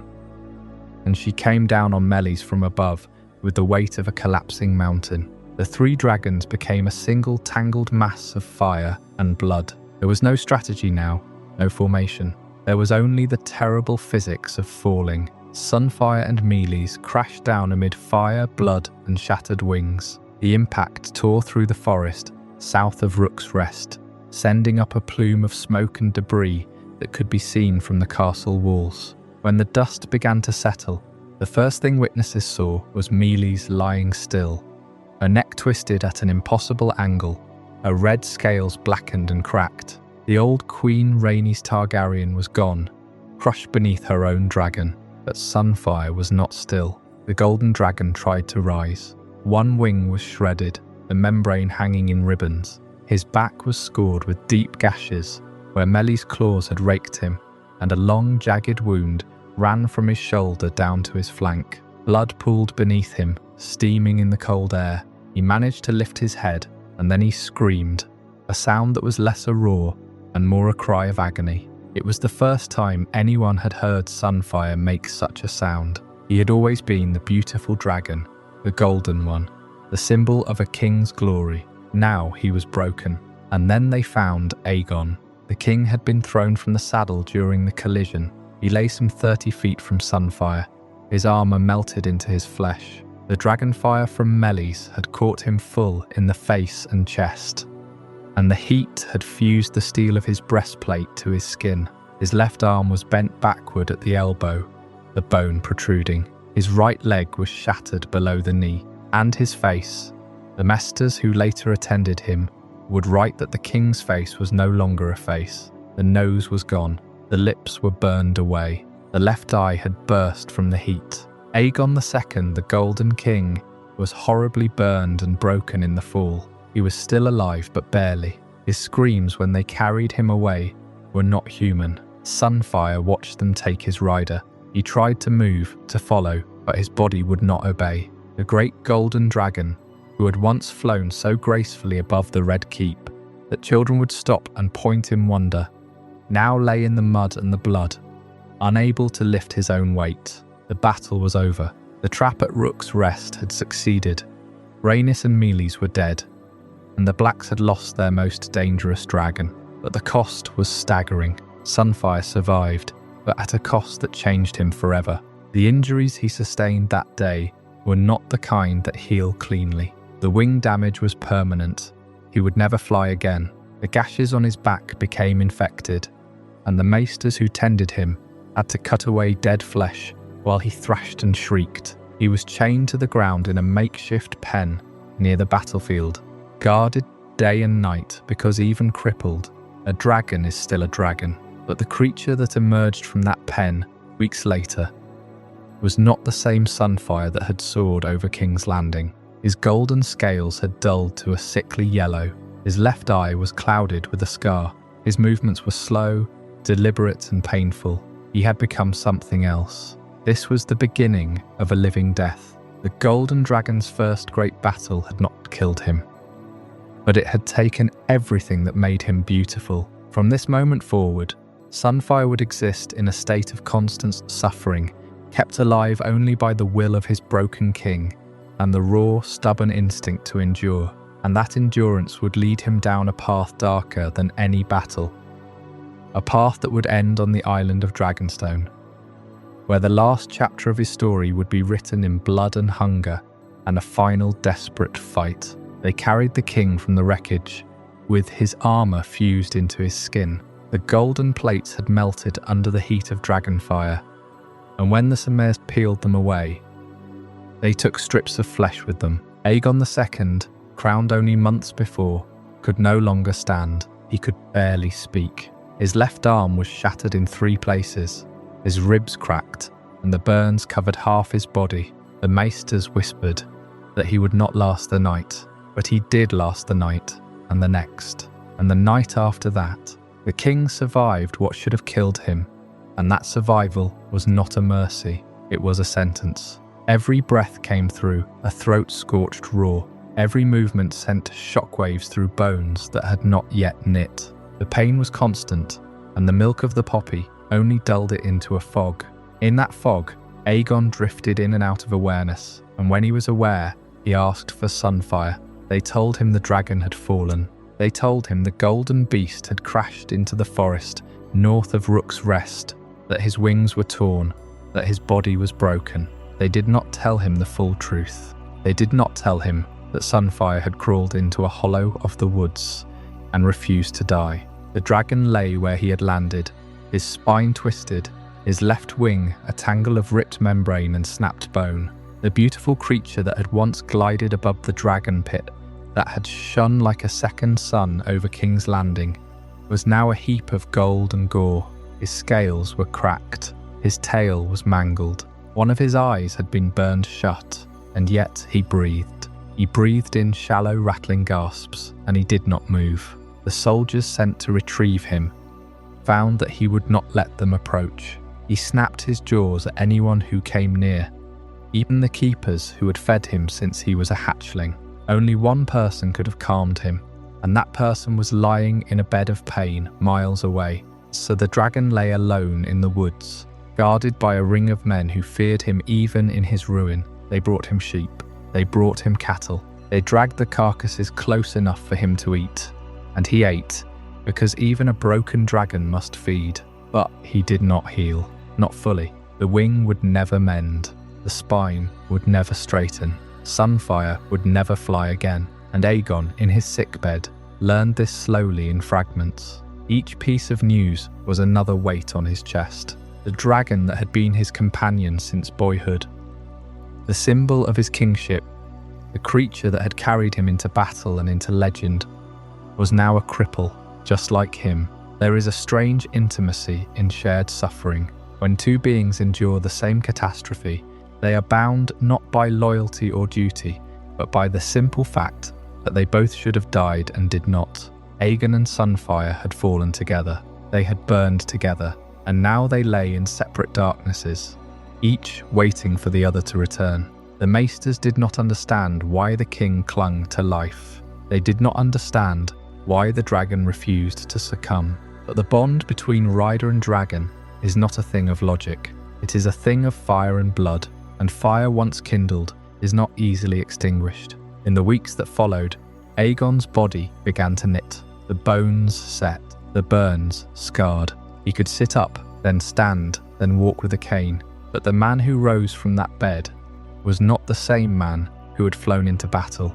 The arrogance was gone. The laughter was gone. What remained was a quiet, simmering rage and a desperate need to see his dragon again. When they finally brought him to Sunfyre, the king wept. He knelt beside the golden beast, his hand resting on the cracked snout, and he spoke to him in a voice that no one else could hear. The dragon rumbled low in his chest, a sound that was half growl, half purr, and in that moment, they were not king and dragon. They were two survivors, broken together, bound by a fall that should have ended them both. That bond would grow darker in the months to come. It would become something desperate, something hungry. Aegon would demand that Sunfyre be brought to Dragonstone, that the dragon be fed, that he be made strong again, and Sunfyre, in his ruined state, would do what no other dragon could. He would kill. He would kill Grey Ghost, the wild dragon of the island, and he would kill Moondancer, the young dragon of Baelor Targaryen. He would fight until his body gave out, because his rider asked him to, but that is still ahead. For now, there is only the quiet of the recovery chamber, the smell of ointment and blood, and the knowledge that both king and dragon have crossed a line from which there is no return. They have survived the unsurvivable, and that survival has changed them in ways that cannot be undone. The war continues without them for a time. Rhaenyra sits the Iron Throne in King's Landing. The Greens scatter.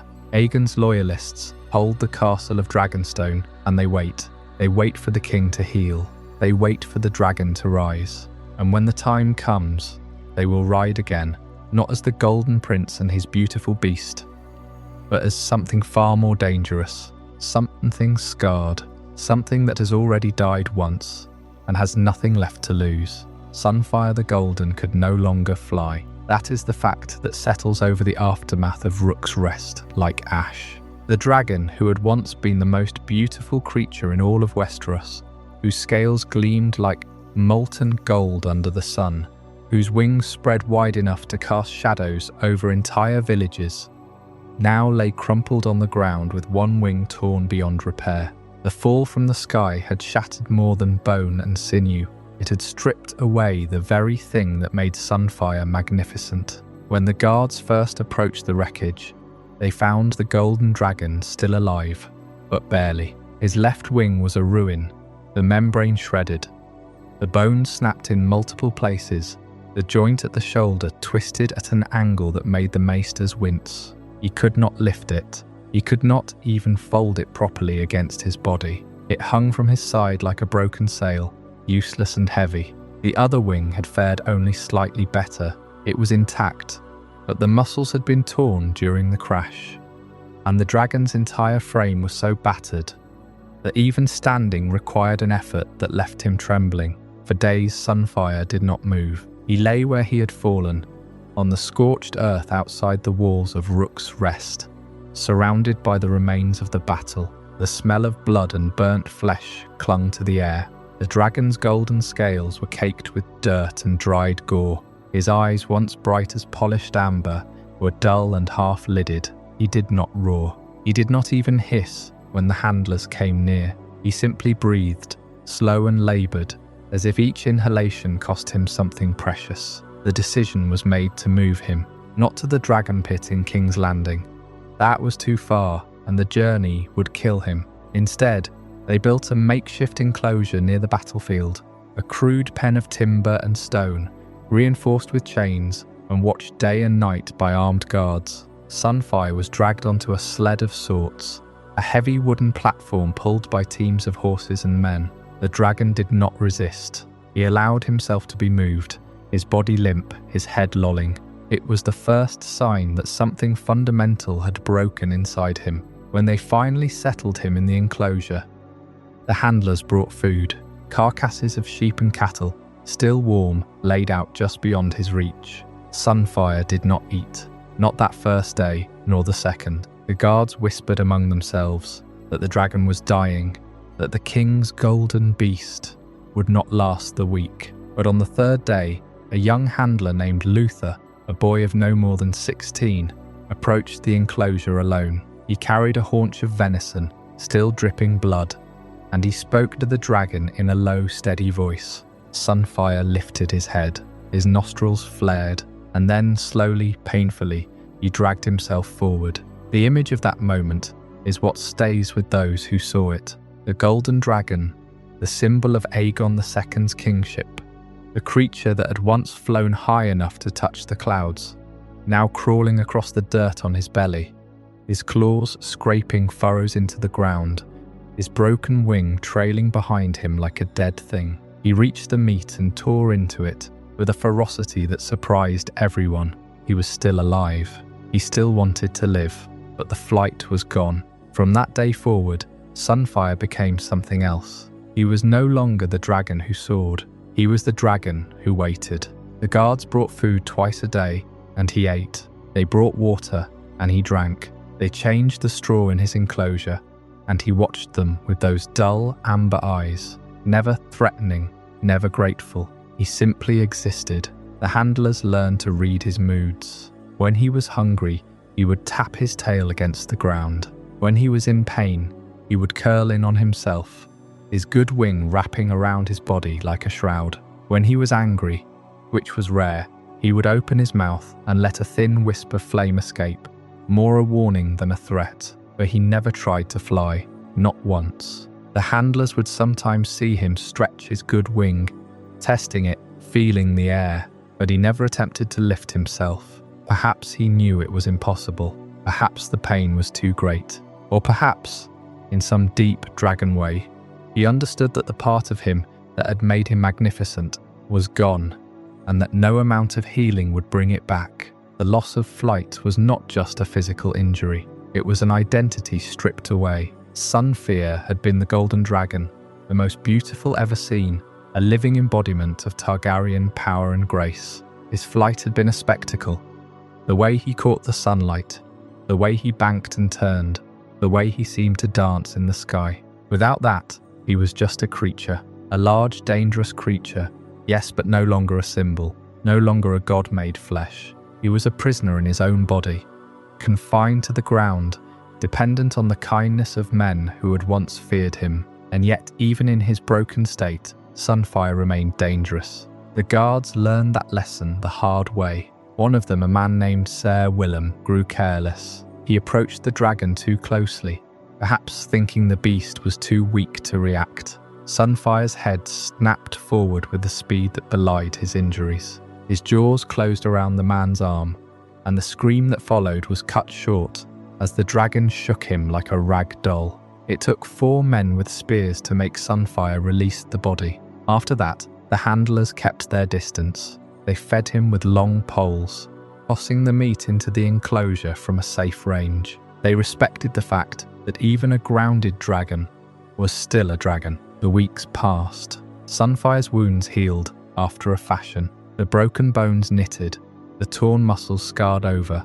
The gash on his flank closed into a pale line, but the wing never mended. The membrane remained shredded. The bones set at odd angles, the joint stiff and immobile. He would never fly again. The Maesters who examined him said as much, their voices hushed, as if speaking the words aloud would make them more real. The king, Aegon II, was himself bedridden at the time, his own body shattered by the same fall. He did not visit his dragon. He could not. But he asked about him every day, and the reports were always the same. Sunfyre lives. Sunfyre eats. Sunfyre does not fly. There is a particular sadness in watching a creature that was born from the sky learn to live on the ground. Sunfyre adapted in his way. He learned to move with a lurching, dragging gait, using his good wing for balance. He learned to lie in the sun, his golden scales catching the light, and pretend that nothing had changed. But the handlers saw the way he looked up when a bird passed overhead, or when a cloud drifted across the sun. His eyes would follow it, and for a moment, something like longing would flicker in them. Then he would lower his head and go back to his meat. The enclosure became his world. The guards became his keepers. The routine became his life. And the golden dragon, most beautiful creature ever to grace the skies of Westeros, became a story that people told in hushed tones, a story of what was lost and what could never be regained. As the days turned into weeks and the weeks into months, Sunfyre's legend began to shift. The bards no longer sang of his flight, they sang of his fall. They told of the dragon who had been brought low, who had survived when he should have died, who lingered on in a broken body that no longer matched the memory of his glory. And in the shadow of that memory, something else began to grow, a hunger, a rage, a determination that would eventually drive him to rise again, not into the sky, but into battle. For Sunfyre was not finished, not yet. The ground was his domain now, and on the ground he would prove that even a dragon who could no longer fly could still be a terror. The golden dragon who once caught the light like molten metal now lay in darkness, his wings torn, his body a ruin of wounds that would never fully heal. After Rook's Rest, Sunfyre did not die. That was the cruelest part. He survived, but survival for a dragon meant something far worse than a clean fall from the sky. He was carried or dragged to a sheltered place, perhaps a cave or a ruined hall on Dragonstone, where his keepers could bring him food and water. But a dragon's body is not built for stillness. The great muscles that once drove him through the clouds now atrophied. The bones that had snapped and splintered during the crash knitted wrong, leaving him twisted, lopsided, unable to stand properly. The pain was constant, a low fire that never went out, and the hunger was a second fire, gnawing at him from within. For weeks, for months, Sunfyre lay in that makeshift lair, breathing shallowly, his golden scales dulled with dirt and dried blood. The keepers brought sheep, cattle, whatever they could spare, but it was never enough. A dragon of his size needed more than scraps. He grew thin, his ribs began to show beneath the hide, and yet, even in that broken state, he was not harmless. He was still a dragon, and a dragon, even when earthbound, is a monster. The horror of Sunfyre's convalescence is not just in the physical decay, it is in the way he became a thing of rumour. The small folk who lived near Dragonstone whispered of a beast that crawled through the tunnels at night, dragging its belly across the stone, its breath hot and reeking of carrion. They said it could not fly, but it could still kill. They said it had gone mad with pain, that it would eat anything, even men. The beautiful creature that had once been the pride of King Aegon's court was now a nightmare, something to be feared and pitied in equal measure. The golden dragon had become a monster beneath the ruins. And the dark truth is this: survival can be crueler than an honourable death. Sunfyre might have been remembered as a glorious warrior who fell in battle, his name sung by maesters and bards. Instead, he became a cautionary tale, a symbol of what war does to the proud and the beautiful. He lingered, he suffered, and he remained dangerous. Even maimed, even starving, even earthbound, Sunfyre was still a dragon. When the wild dragon grey ghost appeared on Dragonstone, drawn perhaps by the scent of blood or the promise of a fight, Sunfyre did not hesitate. He could not fly, but he could still move, still strike, still kill. The battle was brutal and ugly, nothing like the elegant clashes in the sky. It was a struggle of teeth and claws on the ground, a desperate primal fight, and Sunfyre won. He devoured Grey Ghost, taking the wild dragon's life and its flesh into his own broken body. It was a grim victory, a reminder that even a fallen dragon is not to be underestimated. But the cost of that victory was high. The effort drained him further. The wounds from Rook's Rest reopened. The infection that had been festering beneath his scales spread. He grew weaker, slower, more desperate. The keepers who brought him food now approached with caution, for they knew that a starving dragon might turn on them. The rumours grew darker. Some said the dragon had become a demon, that it was no longer Sunfyre at all, but something else wearing his skin. Others whispered that the king himself had abandoned the creature, leaving it to rot in the dark. And perhaps that was the truest horror of all. The bond between dragon and rider is one of the deepest bonds in the world. Aegon II, broken and burned himself, could not fly to his dragon's side. He could not ease Sunfyre's pain. The king lay in his own bed, wrapped in bandages, while his dragon lay in a cave, wrapped in shadow. Two broken creatures, each unable to help the other. The golden dragon, once the symbol of Aegon's kingship, had become a mirror of his king's own decline. In the end, Sunfyre's death was not a glorious blaze of fire and fury. It came slowly, painfully, on the 9th day of the 12th moon of 130 years after the conquest. He died alone in the dark, his body too weak to rise, his fire too dim to light the cavern. The rumours of his monstrousness faded, replaced by a quiet, grim understanding.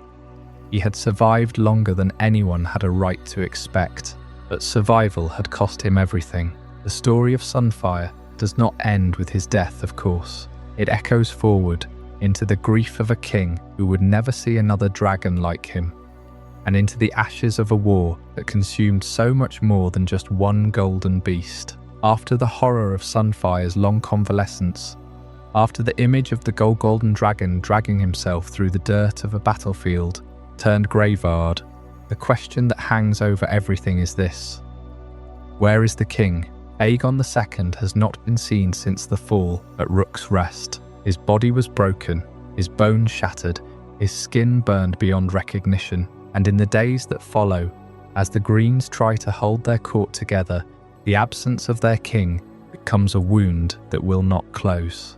The uncertainty surrounding Aegon after his injuries is not just a matter of court gossip or whispered concern among the small council. It is a structural weakness in the very foundation of the Green cause. A king who cannot be seen is a king who may as well not exist.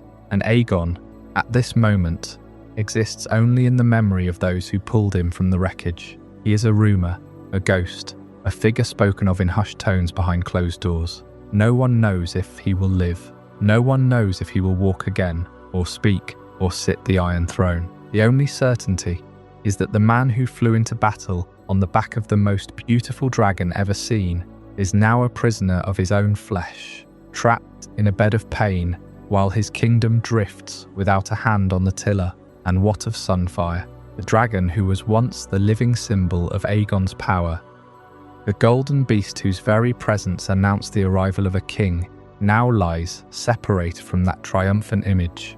There is no more glorious flight, no more gleaming silhouette against the sun. There is only a wounded creature, earthbound and broken, guarded by men who bring him meat and wonder if he will ever take to the sky again. The green cause had wrapped itself in the image of Sunfyre.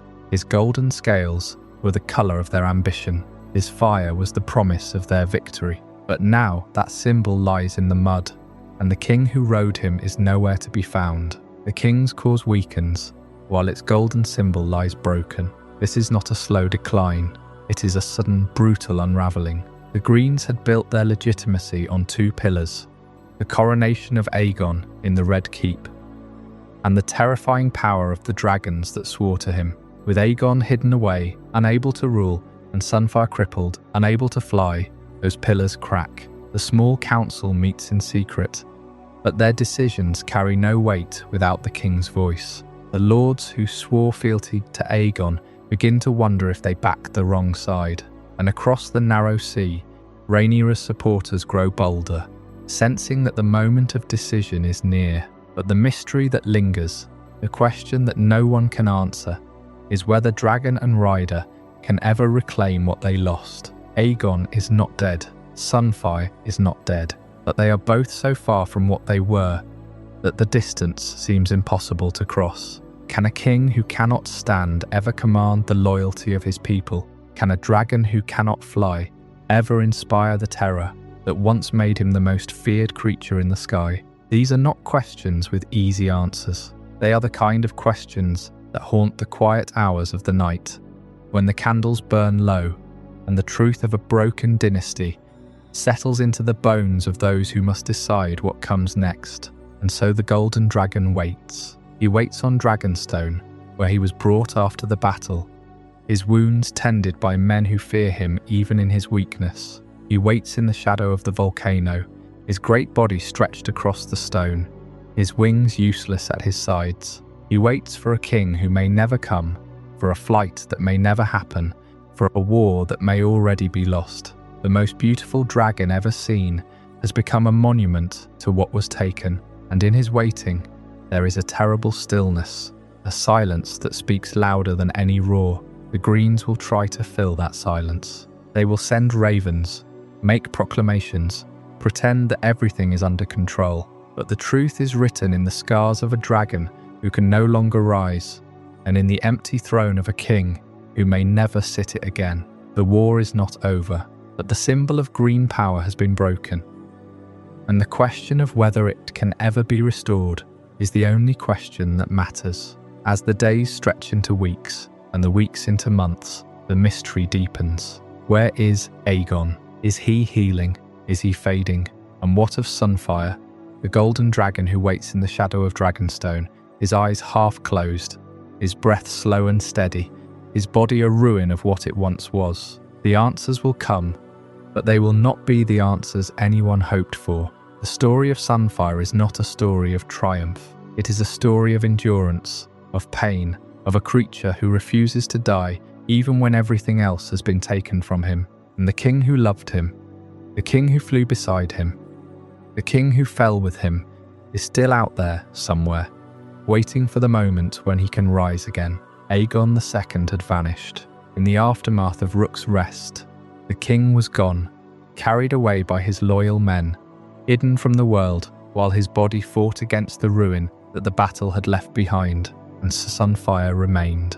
The golden dragon, once the most beautiful creature in all the 7 kingdoms, lay in the mud and the blood of that field, his wings torn, his body broken, his fire all but spent. The Greens had won the battle, but the cost had been staggering.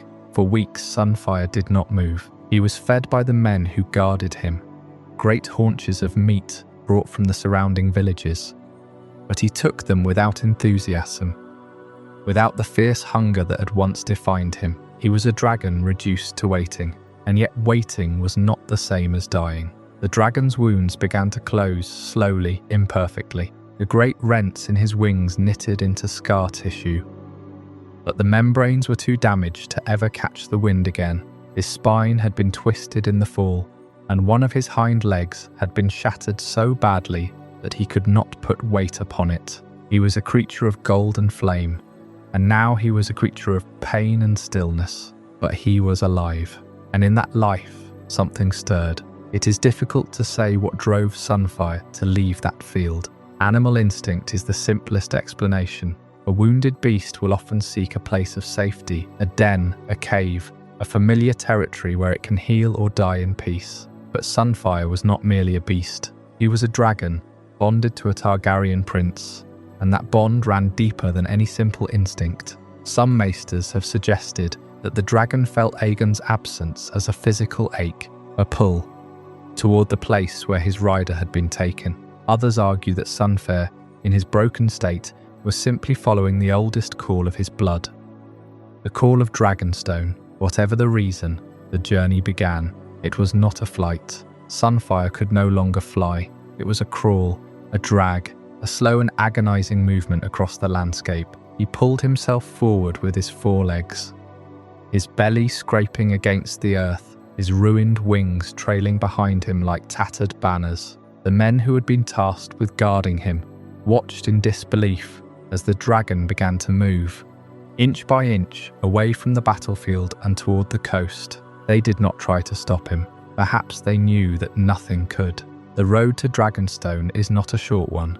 From the site of Rook's Rest, the dragon would have had to cross miles of forest and farmland, then the narrow sea itself. But Sunfyre did not stop at the water's edge. He entered the sea, as though it were the next logical step, his great body sinking into the waves, his head held high above the surface. He swam.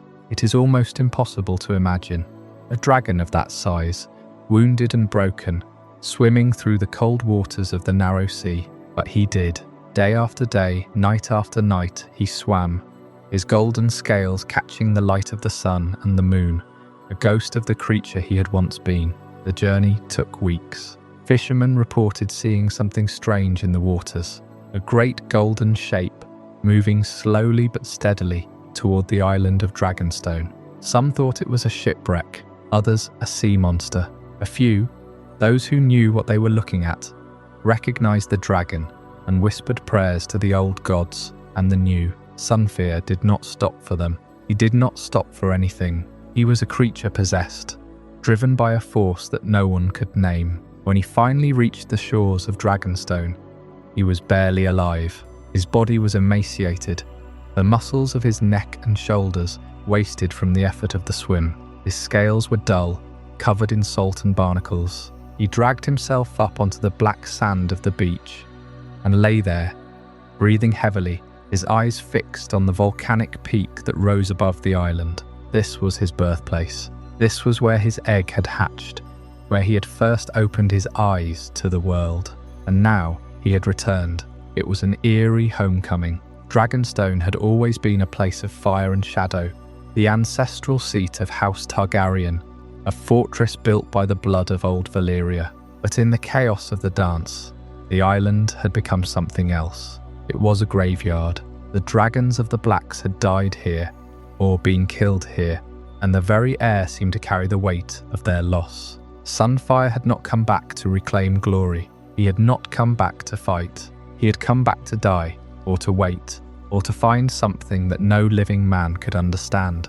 He settled in the shadow of the Dragonmont, the great volcano that dominated the island. He did not seek out the dragon pit or the caves where the other dragons had once roosted. He found a hollow in the rock, a place where the heat of the earth seeped through the stone, and he made it his own. There he lay day after day, his breath slow and shallow, his eyes half closed. He was no longer the golden dragon of legend. He was a ruin, a monument to the war that had consumed the realm. But even in that ruin, there was something terrible. The wild dragons of Dragonstone, the creatures that had never been tamed, knew that a new predator had arrived. Grey Ghost, the shy and elusive dragon that haunted the island's shores, avoided Sunfyre's territory with a care that bordered on fear. The other wild dragons kept their distance, and when Sunfyre finally stirred, when hunger drove him to hunt, he did so with a ferocity that belied his broken body. He was not drawn toward glory, he was drawn toward the graveyard of his house, and in that graveyard he would find not peace but a final, bloody purpose. The road to Dragonstone had been long, but it was not the end of the journey. It was only the beginning of the last chapter, and that chapter would be written not in gold, but in fire and blood. Sunfyre had reached Dragonstone. The golden dragon, once the most beautiful creature in all the 7 kingdoms, now crawled across the black stone of the island like a broken thing. His wings were torn, his body scarred, his flight gone forever, and yet he had come here, not to the dragon pit in King's Landing, not to the safety of his rider's court, but to this ancient volcanic fortress where dragons had been born for centuries. It was as if some instinct deeper than reason had pulled him home. But Dragonstone was no longer a place of orderly dragonlords.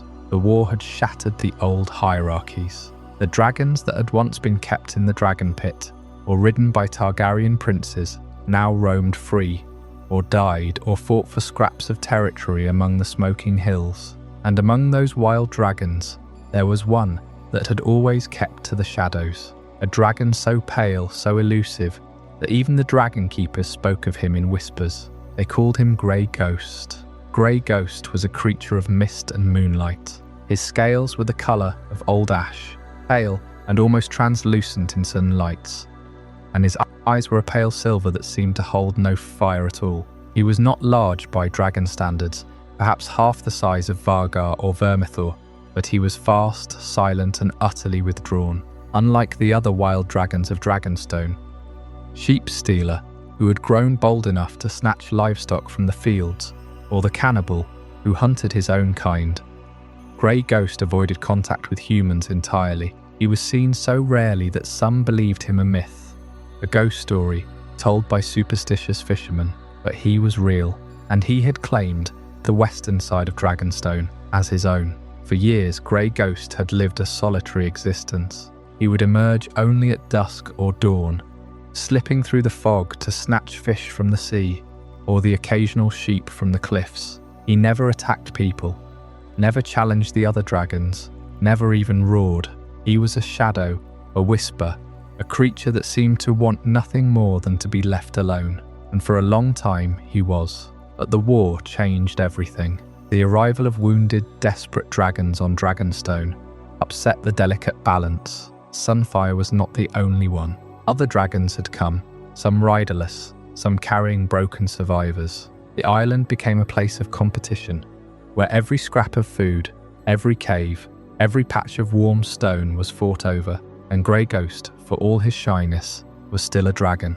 He still needed to eat. He still needed to defend his territory. Sunfyre, meanwhile, was a dragon who had known nothing but glory and devotion. He had been fed by dragon keepers, groomed by servants, ridden by a king. Now he was alone, starving and grounded, but he was not helpless. The boons that had crippled his wings had not dulled his instincts. He was still a predator, still a creature of fire and fury.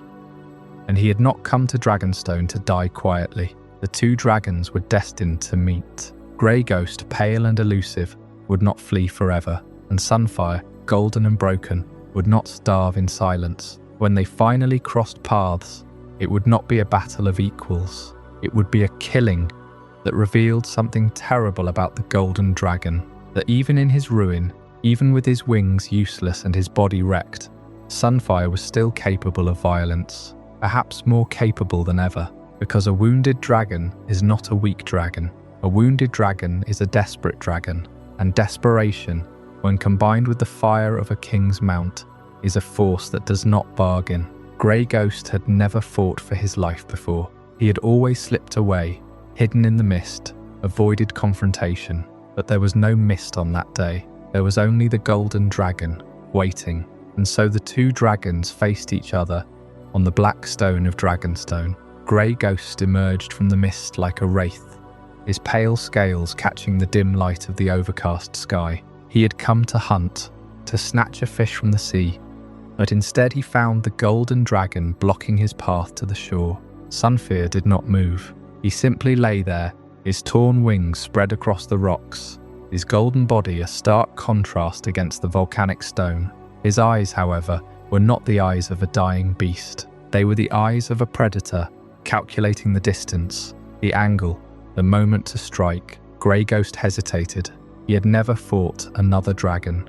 He had always fled, always hidden, but now there was nowhere to flee. The golden dragon was between him and the sea, and the cliffs behind him offered no escape. For the first time in his solitary life, Grey Ghost felt something other than fear.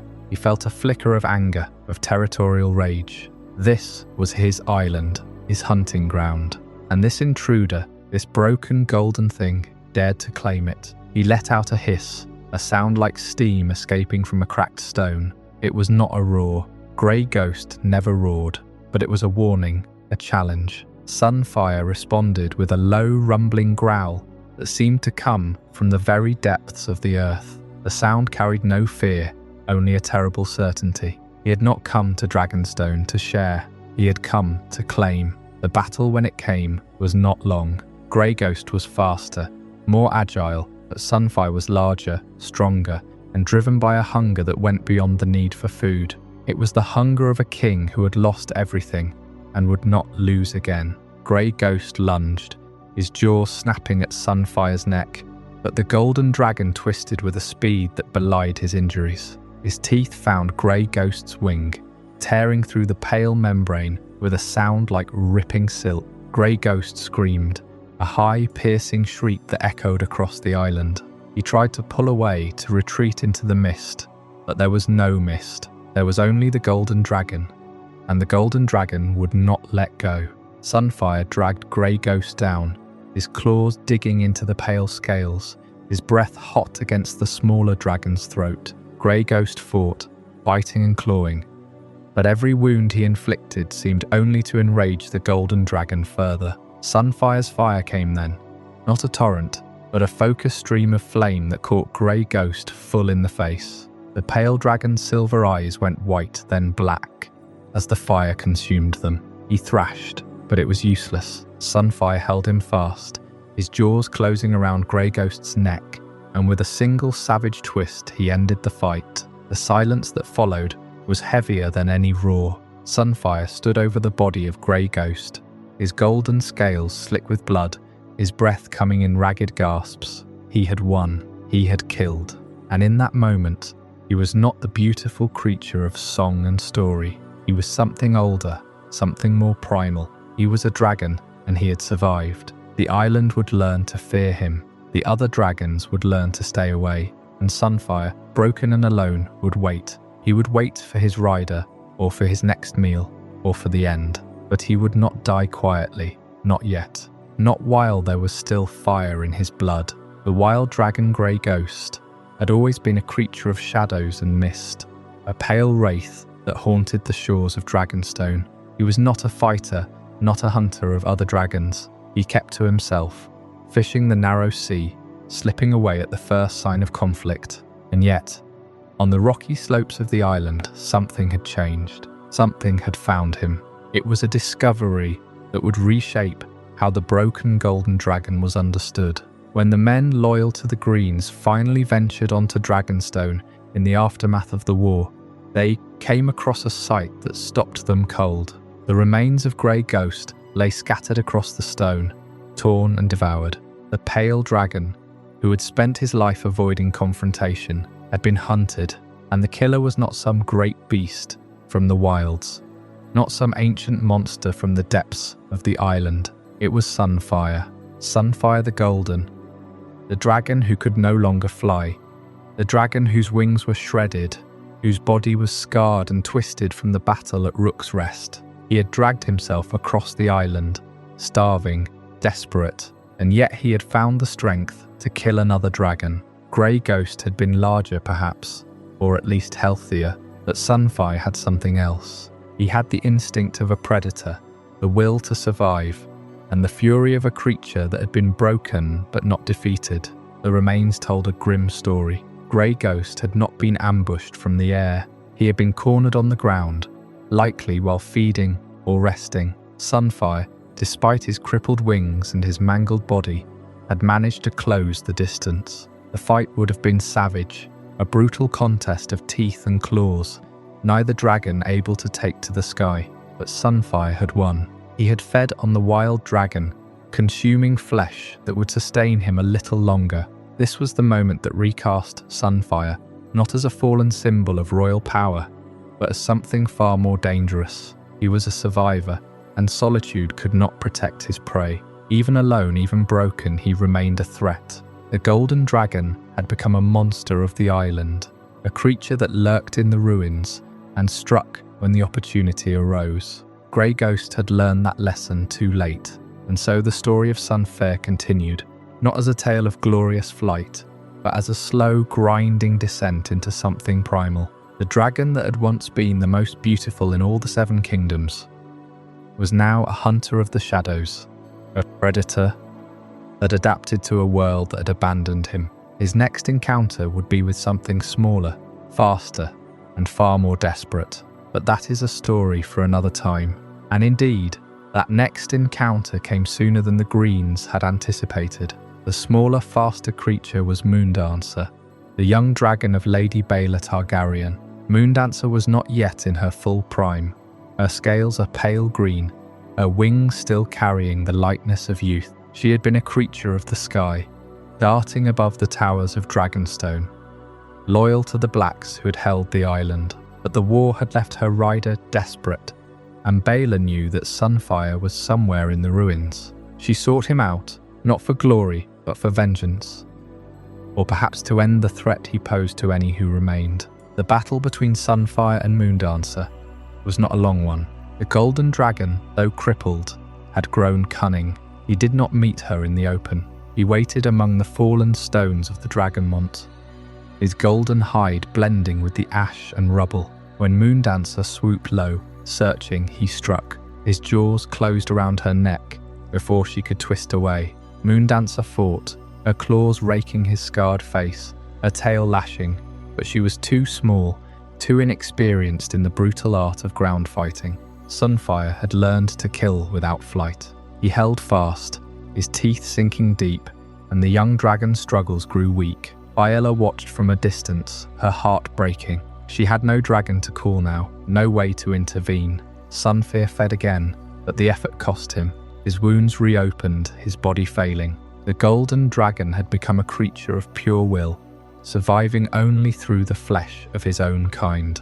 But even that could not last forever. The island of Dragonstone would become his grave, as much as his hunting ground.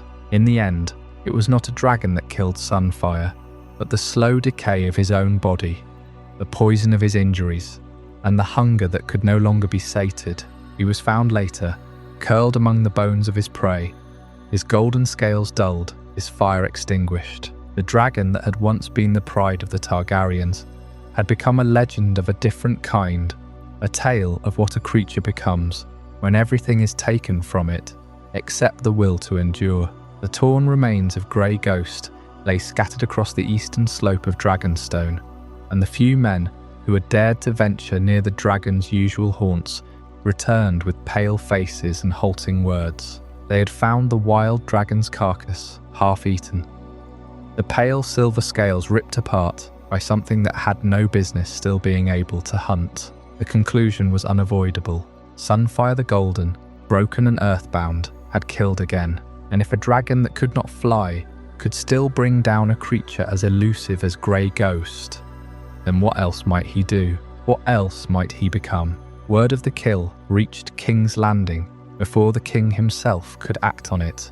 Aegon II, still recovering from his own ruinous injuries, heard the reports with a mixture of disbelief and something that might have been hope. His dragon was alive. Sunfyre was alive, and he was on Dragonstone, the very island where the war had begun, the place where Rhaenyra had once held court, where Aegon That island had become a symbol of everything taken from him. Now it held the only creature that had never betrayed him.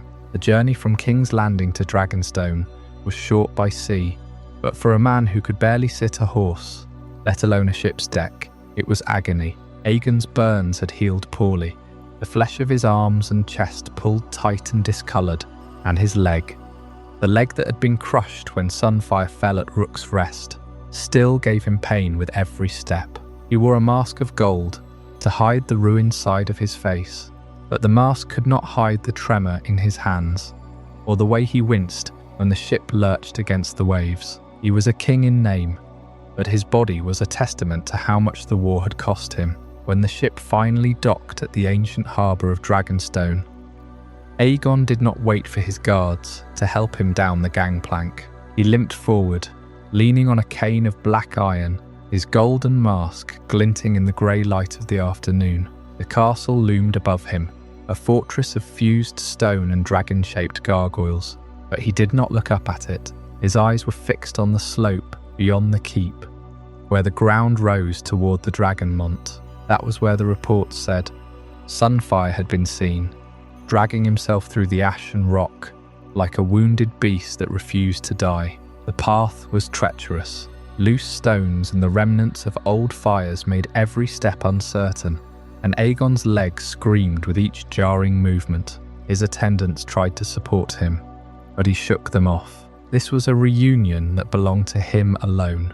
He had to see Sunfyre with his own eyes, had to know that the dragon was real, that the creature he had ridden into battle and lost was still breathing. And then he saw him. Sunfyre lay in a shallow depression between two blackened ridges, his golden scales caked with dirt and dried blood. The dragon's wings were torn, the left one hanging at an unnatural angle, and one of his rear legs was twisted and useless. His neck, once arched with such pride, was lowered to the ground, and his head rested on his foreclaws like a beast too weary to lift it. But when Aegon stepped into view, the dragon's eyes opened. Those eyes, still the colour of molten gold, fixed on the king, with a recognition that went beyond instinct. Sunfyre raised his head, and a low rumbling sound escaped his throat. Not a roar, but something softer, a vibration that seemed to come from deep within his chest. Aegon stopped. For a long moment, neither of them moved. The king and his dragon, both broken, both scarred, both survivors of a war that had tried to consume them. Then Aegon walked forward, his cane sinking into the ash, and he reached out a hand. His fingers, still trembling, touched the scales just below Sunfyre's eye. The dragon did not flinch. He leaned into the touch, and a sound like a sigh escaped his nostrils, a warm breath that smelled of sulphur and old meat. There was no grand speech, no triumphant fanfare. There was only the quiet understanding between a man and the beast that had carried him into the sky. Aegon's restored authority, such as it was, depended entirely on the creature beneath him. Without Sunfyre, he was a crippled king with a mask, and a claim that many still contested. With Sunfyre, he was a dragon lord, the blood of old Valyria, a figure who could still command fear and loyalty. The dragon was his legitimacy, his power, his last true weapon. But the reunion was also a reminder of how fragile that power had become. Sunfyre could no longer fly. He could barely move. His body was a ruin held together by will and hunger, and yet he had killed Grey Ghost. He had survived when every expectation said he should have died.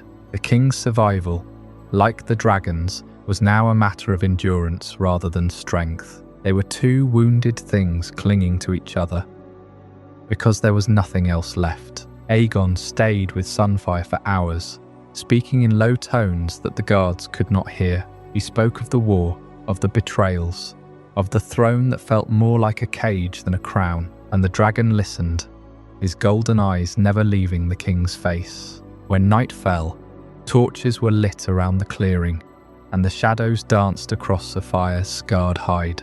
The dragon did not sleep. He watched, as if guarding the king even in his broken state. The days that followed were strange and quiet. Aegon ordered that food be brought to Sunfyre. Sheep, cattle, whatever could be spared from the castle's stores. The dragon ate slowly, methodically, his jaws working with a deliberation that spoke of pain. The king himself oversaw the feeding, standing nearby with his cane, his mask catching the light. It was a ritual that reminded everyone on Dragonstone who truly held power. The dragon might be maimed, but he was still a dragon, and the king might be scarred, but he was still the king. Yet even as Aegon rebuilt his bond with Sunfyre, the dragon's condition did not improve. The wounds were too deep, the damage too extensive. Sunfyre would never take to the sky again. He would never burn a city or terrorize an army. What remained was a creature of pure survival, a beast that had been reduced to its most essential nature, to endure, to hunt, to protect, and that was enough. For Aegon, it had to be enough. The king's survival was once again tied to Sunfyre's ability to endure. As long as the dragon lived, Aegon had a symbol of power that no other claimant could match. As long as Sunfyre breathed, the Green still had a dragon, and so the king remained on Dragonstone, watching over his golden beast, waiting for the next blow to fall, because in a war like this, there was always a next blow, and the next blow would come not from the sky, but from a smaller, swifter dragon.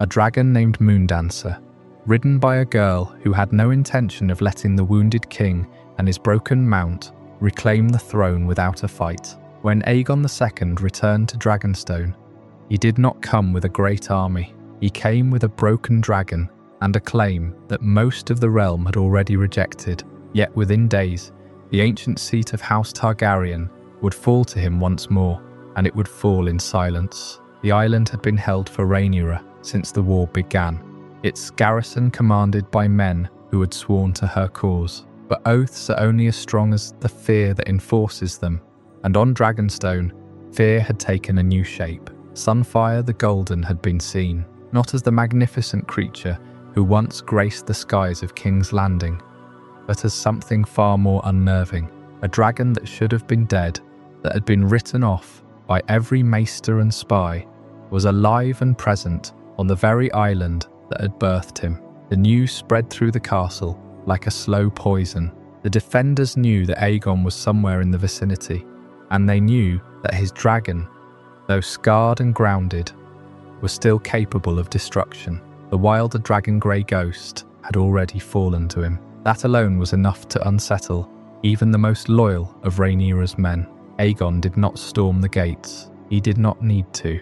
Instead, he let Sunfyre's presence do the work of a siege. The dragon was stationed near the castle, visible from the battlements, a golden monument to the war that had already consumed so many. Every hour that passed, the garrison watched that broken beast and wondered how long they could hold out. The Castellan, Sir Robert Quince, was a man of principle. He had served Rhaenyra faithfully and intended to continue doing so.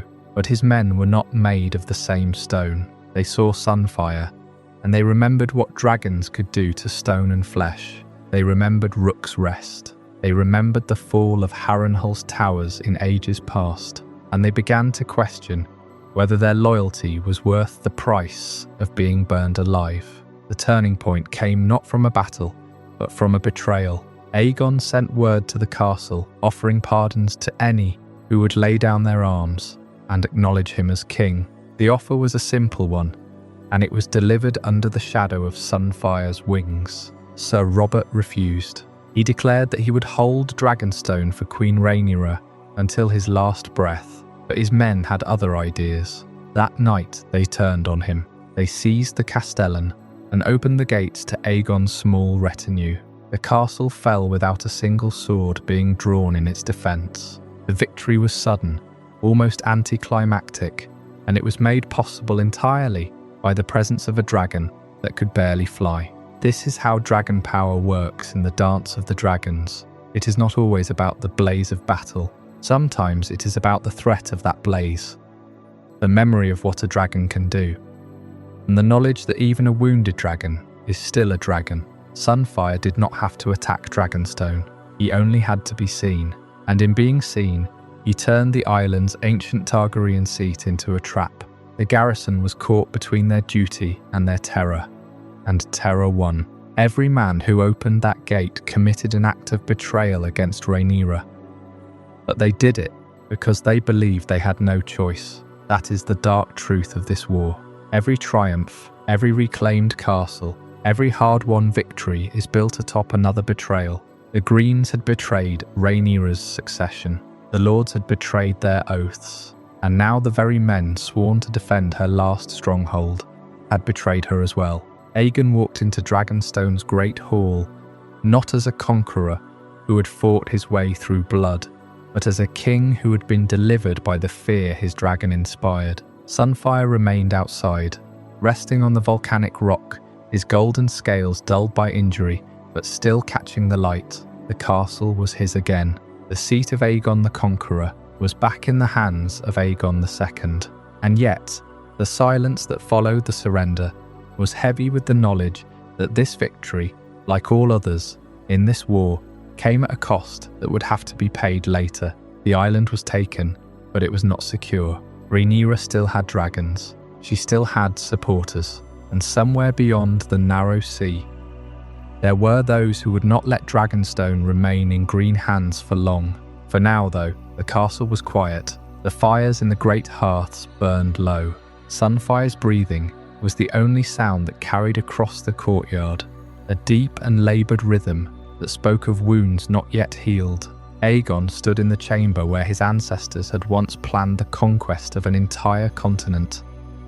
And he knew that his own conquest was far from over, but he had taken the first step back. He had used his dragon not as a weapon of destruction, but as a symbol of inevitability. And in the weeks that followed, that symbol would draw others to his cause, just as it had drawn the garrison to surrender.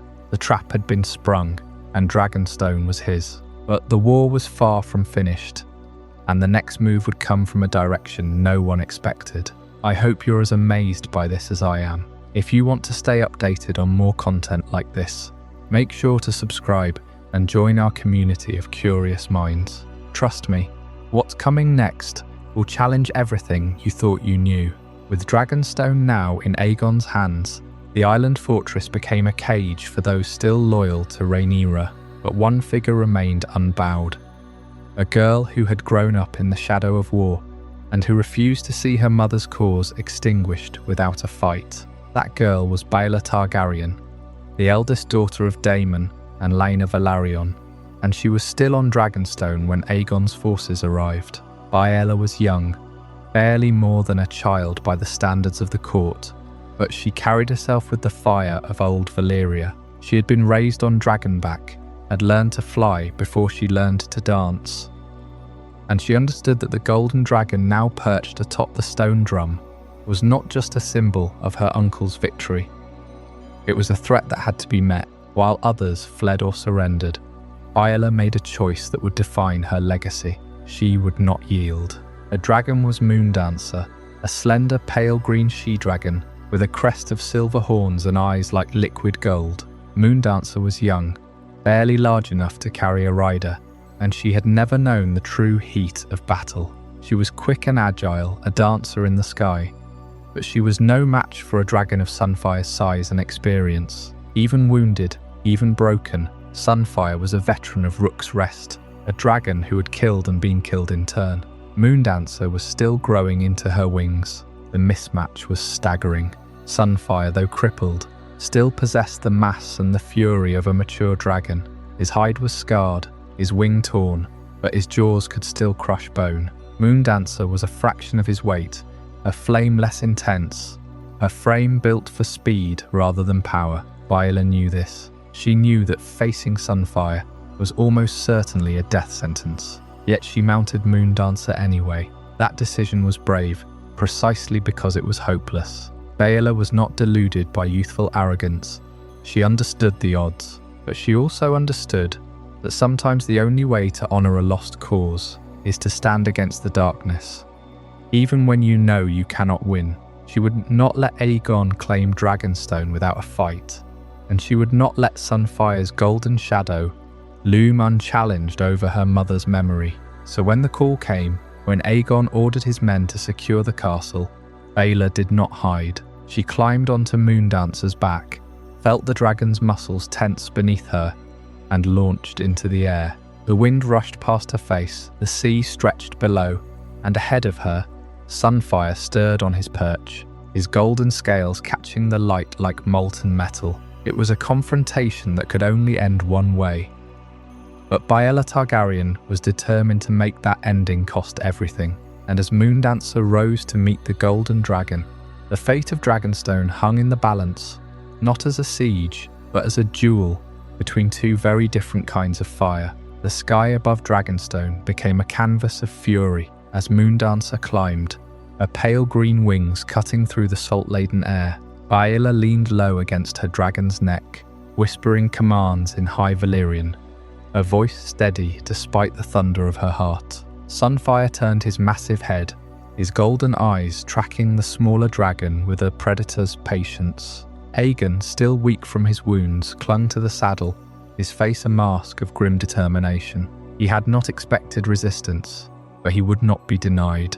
Moondancer struck first, a burst of pale yellow flame that licked across Sunfire's scarred flank. The golden dragon roared, a sound that shook the very stones of the castle, and lunged. But Moondancer was already gone, twisting in a tight spiral that Sunfire's bulk could not match. Baela used her dragon's speed like a whip, darting in to bite at Sunfire's injured wing, then veering away before his jaws could close. It was a dance of desperation, each pass buying precious seconds, each near miss a reminder of the odds. Sunfyre, though crippled, was cunning.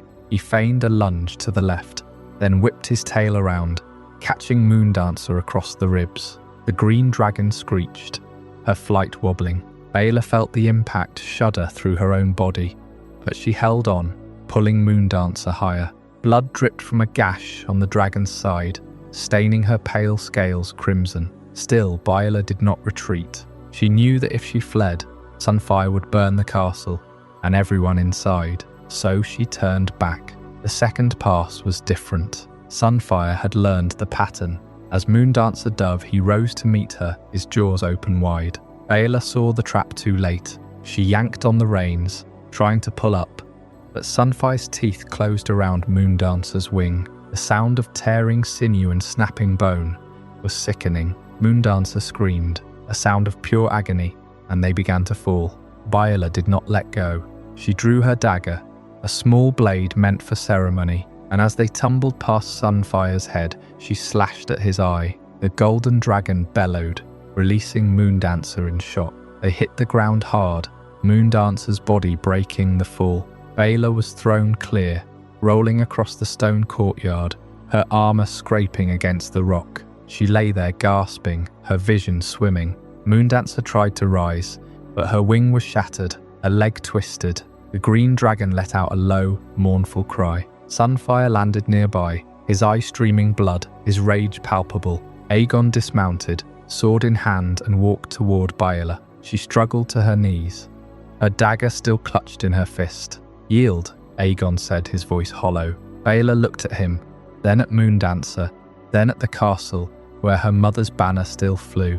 She spat blood onto the stones. "I would rather die," and she meant it. But Aegon did not kill her. He ordered his men to take her alive, to throw her in a cell. He needed her as a hostage, a bargaining chip against Aemon. Baela was dragged away, her eyes never leaving Moondancer, who lay dying in the courtyard. The green dragon's breath slowed, her golden eyes glazing over. She had given everything for a girl who refused to kneel. In the days that followed, Dragonstone fell fully under Aegon's control, but the memory of that duel lingered. Baela's defiance became a story whispered in the camps of Rhaenyra's remaining supporters. A girl on a too small dragon, facing a golden beast and refusing to blink. It did not change the war, it did not bring Rhaenyra back, but it reminded everyone that the fire of the Targaryens was not just in their dragons, it was in their blood, and that fire, even when banked, could still burn. Baela Targaryen was not yet a woman grown, but she had already learned the lesson that so many in her family had been forced to learn. That blood and birthright mean nothing if you are not willing to fight for them. When Aegon II seized Dragonstone, when his men swept through the ancient fortress and drove out the loyalists who had held it for Rhaenyra, Baela did not flee. She did not hide. She waited, and she had with her the one creature that could still challenge the golden dragon of the usurper king. Moondancer was young. She was small. She had never known the heat of battle, never tasted blood in the air, but she was fast, and she was fierce, and she was utterly devoted to her rider. When Baelor climbed onto her back and urged her into the sky above Dragonstone, she was not thinking about the odds. She was thinking about the insult of a usurper sitting in her father's hall, about the dragon that had already killed Grey Ghost and torn the life from that pale, elusive creature. She was thinking that if Sunfyre could still hunt, then Sunfyre could still be hunted, and so Moondancer took to the sky. The morning light over Dragonstone was grey and thin, the sea below churning against the volcanic rock. Sunfyre was there, grounded on the slopes near the castle, his golden scales dulled by wounds and filth. He could not fly as he once had. The injuries he had suffered at Rook's Rest had shattered something in his wings, left him unable to lift his full weight into the air. He could still move, still lunge, still snap his jaws with terrible force, but the grace of a dragon in flight was lost to him. He was a predator that could no longer soar. Moondancer came down from the clouds, like a dart of pale green and copper. Her wings tucked tight, her neck stretched forward. She was built for speed, for agility, for the kind of aerial dance that Sunfyre could no longer perform.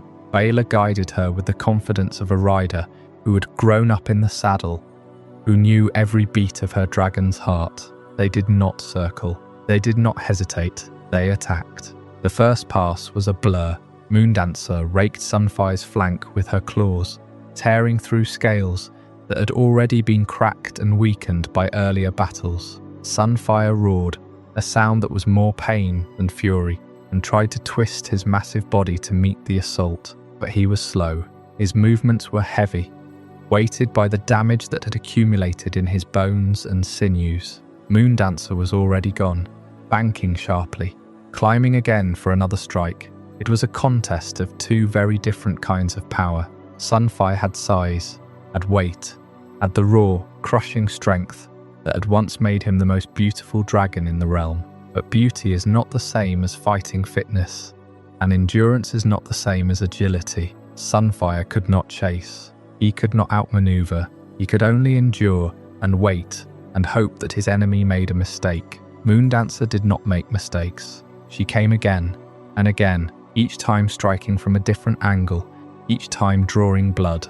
Baelor shouted commands, her voice lost in the wind, but her intent was clear in every shift of her weight, every tug on the reins. She was not trying to kill Sunfyre in a single blow. She was trying to wear him down, to bleed him out, to prove that even the golden dragon could be brought low by a smaller, faster, more determined foe. But Sunfyre had survived Rook's Rest. He had survived the long, slow recovery on the shores of Dragonstone, the starvation, the desperate hunt that had ended Grey Ghost's life. He knew what it meant to fight when every movement cost him, and he knew that if he could not win with splendor, he would win with savagery. The turning point came when Moondancer dove too low, too close. Perhaps Baelor pressed her advantage too hard. Perhaps she underestimated the reach of Sunfyre's neck. The golden dragon lunged, not with the speed of a healthy beast, but with the desperate, explosive strength of a cornered animal. His jaws closed around Moondancer's wing, and the sound of tearing membrane and snapping bone was sharp even above the wind. Moondancer screamed. Baelor screamed. The fight became a tangle of claws and teeth and thrashing bodies, no longer a dance but a brawl, ugly and brutal and final. Sunfyre did not let go. He held on, dragging the smaller dragon down, using his weight to pin her against the stone. Moondancer fought, still fought, even as her wing was shredded, even as her blood pooled beneath her. But she could not escape. She could not fly. Baelor was thrown. She hit the ground hard, and for a moment the world went dark. When she opened her eyes, she saw Sunfyre standing over Moondancer, his golden head lowered, his breath ragged. The smaller dragon was still, her green scales stained red. The usurper's dragon had won, not through grace, not through beauty, but through endurance, and the willingness to endure pain until the end. Sunfyre would not survive much longer. His wounds were too deep, his body too broken. But in that moment on the grey slopes of Dragonstone, he had done what he needed to do. He had killed again, and Baela, the girl who would not yield, was taken captive. A defiance answered with chains. The Golden Dragon's final victory was a hollow one. He would die days later, his body finally giving out, his bond with Aegon II severed by the slow decay of his flesh. But the image of that last fight lingers, the small, fast dragon striking again and again, and the great wounded beast refusing to fall, refusing to stop, refusing to be anything other than what he was, a killer, a survivor, a dragon who had lost everything but his will to fight. Aela Targaryen did not hesitate. She threw Moondancer into a dive. The small green dragon, twisting through the morning air over Dragonstone like a dart. Sunfyre, wounded and heavy, could not match that speed, but he did not need to. He had mass and he had fury. Moondancer struck first. She came in low and fast, raking her claws across Sunfire's flank, where the scales were already cracked and scarred from Rook's Rest. The golden dragon roared, a sound that echoed off the volcanic stone of the island. Blood, dark and thick, welled up from the new wounds. Baela pulled Moondancer up, banking hard to avoid the snap of Sunfire's jaws. She was trying to bleed him, to wear him down with hit-and-run attacks, and for a moment it seemed to work. But Sunfyre had been fighting for months. He had survived a broken back, starvation, and the death of Grey Ghost. He was not a dragon that yielded. He turned, labouring, and met Moondancer's next pass head-on. The two dragons collided in mid-air, a tangle of gold and green, teeth and flame. Moondancer was smaller, but she was fierce. She bit into Sunfire's wing, tearing the membrane, and the golden dragon began to lose altitude. The fight descended. It was no longer a dance of speed and evasion. It became a savage struggle on the ground. Sunfyre crashed first, his bulk slamming into the rocky slope near the Dragonmont. Moondancer followed, landing atop him, her claws raking his neck, her teeth seeking the soft spot behind his skull. Baela screamed a command, urging her dragon to finish it, but Sunfyre was not finished. He twisted, using his greater weight to roll, pinning Moondancer beneath him. The green dragon shrieked as Sunfire's jaws closed around her throat.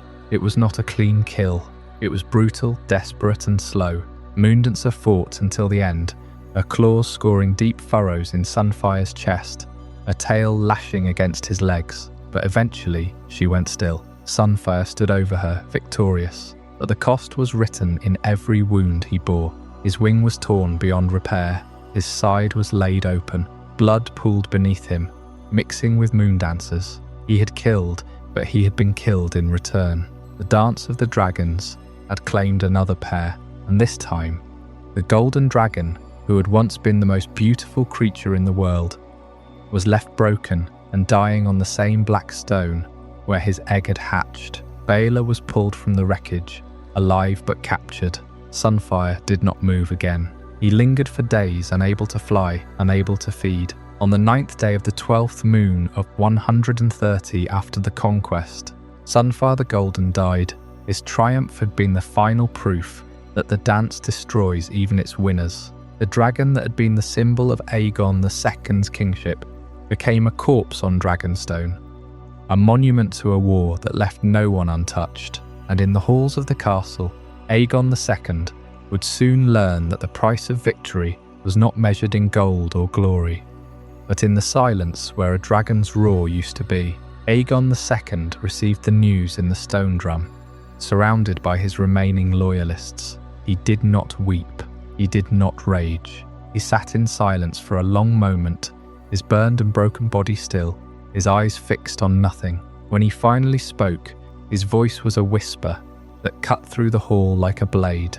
He said only, "She was the last beautiful thing." And then, he ordered the dragon's remains to be brought to the courtyard, where he could see them from his window. For 3 days, he did not leave that room. He watched the crows gather, he watched the flesh decay, and he watched the fire in his own heart gutter and dim. The war continued without him, in a sense. Lord Baratheon pressed the siege of Storm's End. The Lannister host marched through the Riverlands, burning and looting, but the heart of the Green cause had been ripped out. Without Sunfyre, Aegon was no longer a dragon rider. He was a king who could not fly, a symbol that had lost its wings. The Blacks too were reeling. Rhaenyra had fled King's Landing, and her cause was splintering. But she still had dragons. She still had hope. The dance had become a war of attrition, a grinding horror that consumed everything it touched. And now, with Sunfyre's death, the balance shifted once more. The Greens had lost their greatest weapon. The Blacks had lost their greatest enemy. But neither side could claim victory. They could only claim the dead. The silence after the battle was almost worse than the screams. The air still tasted of smoke and dragon blood, and the ground where Moondancer had fallen was a ruin of green and gold. But beneath the broken wing of her dragon, Baela Targaryen was still alive. She had not died in the crash. The impact had shattered her leg, cracked her ribs, and left a gash across her scalp that bled freely into her eyes. But she was alive, and as the soldiers of Aegon II approached, dragging chains and spears, she forced herself to move, not to flee.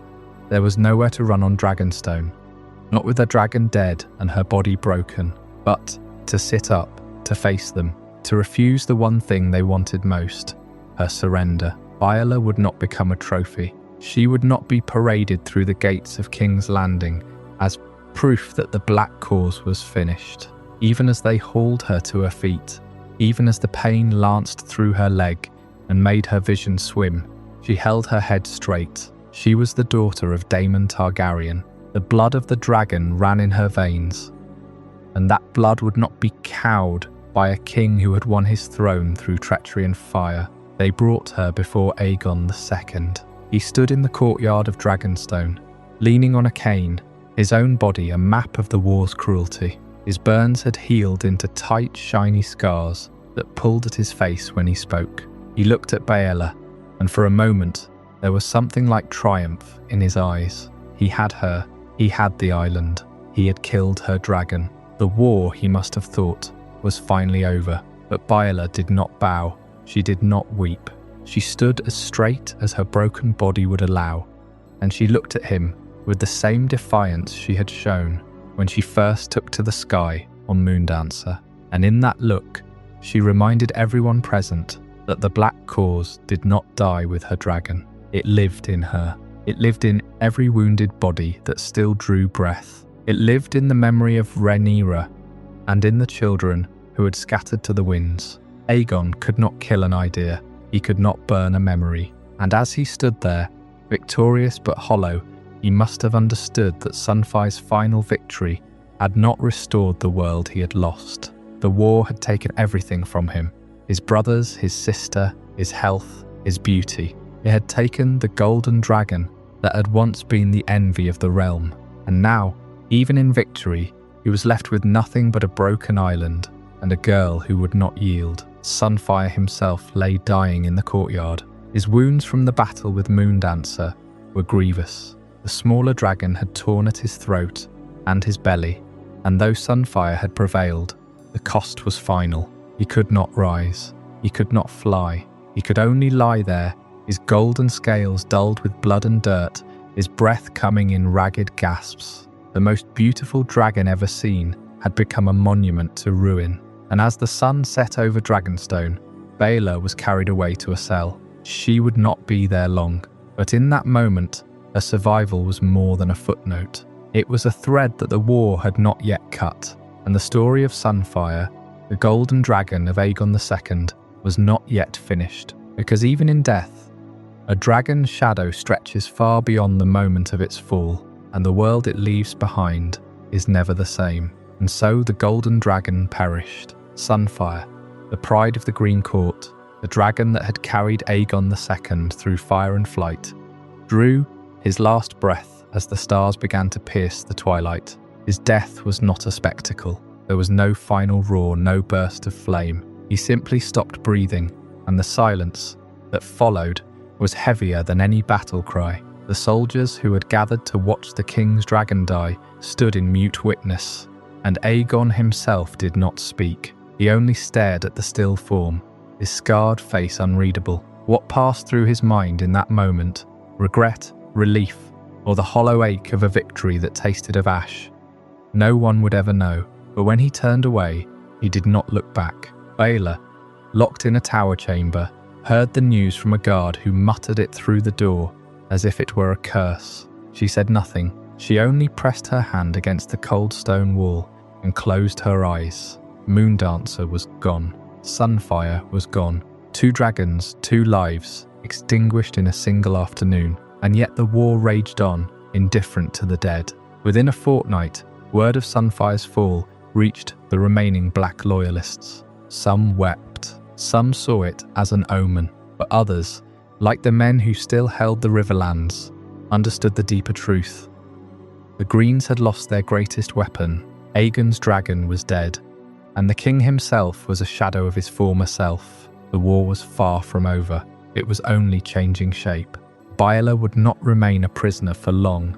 A moon later, she was smuggled out of Dragonstone by a network of Black sympathizers, her broken leg still healing, her spirit unbroken. She would go on to fight another day, to marry, to bear children, to carry the Targaryen name into a future that the Dance of the Dragons could not destroy. But that is a story for another telling. For now, the night settled over Dragonstone, and the sea crashed against its ancient walls. The island was quiet, save for the wind and the distant cry of gulls. And somewhere in the darkness, the embers of a war that had consumed a dynasty still smouldered, waiting for the next spark. Baelor Targaryen survived the fall. She lay on the stone of Dragonstone, broken and defiant, refusing to become a simple trophy of Aegon's victory. But the victory itself had already taken a shape no one could have predicted.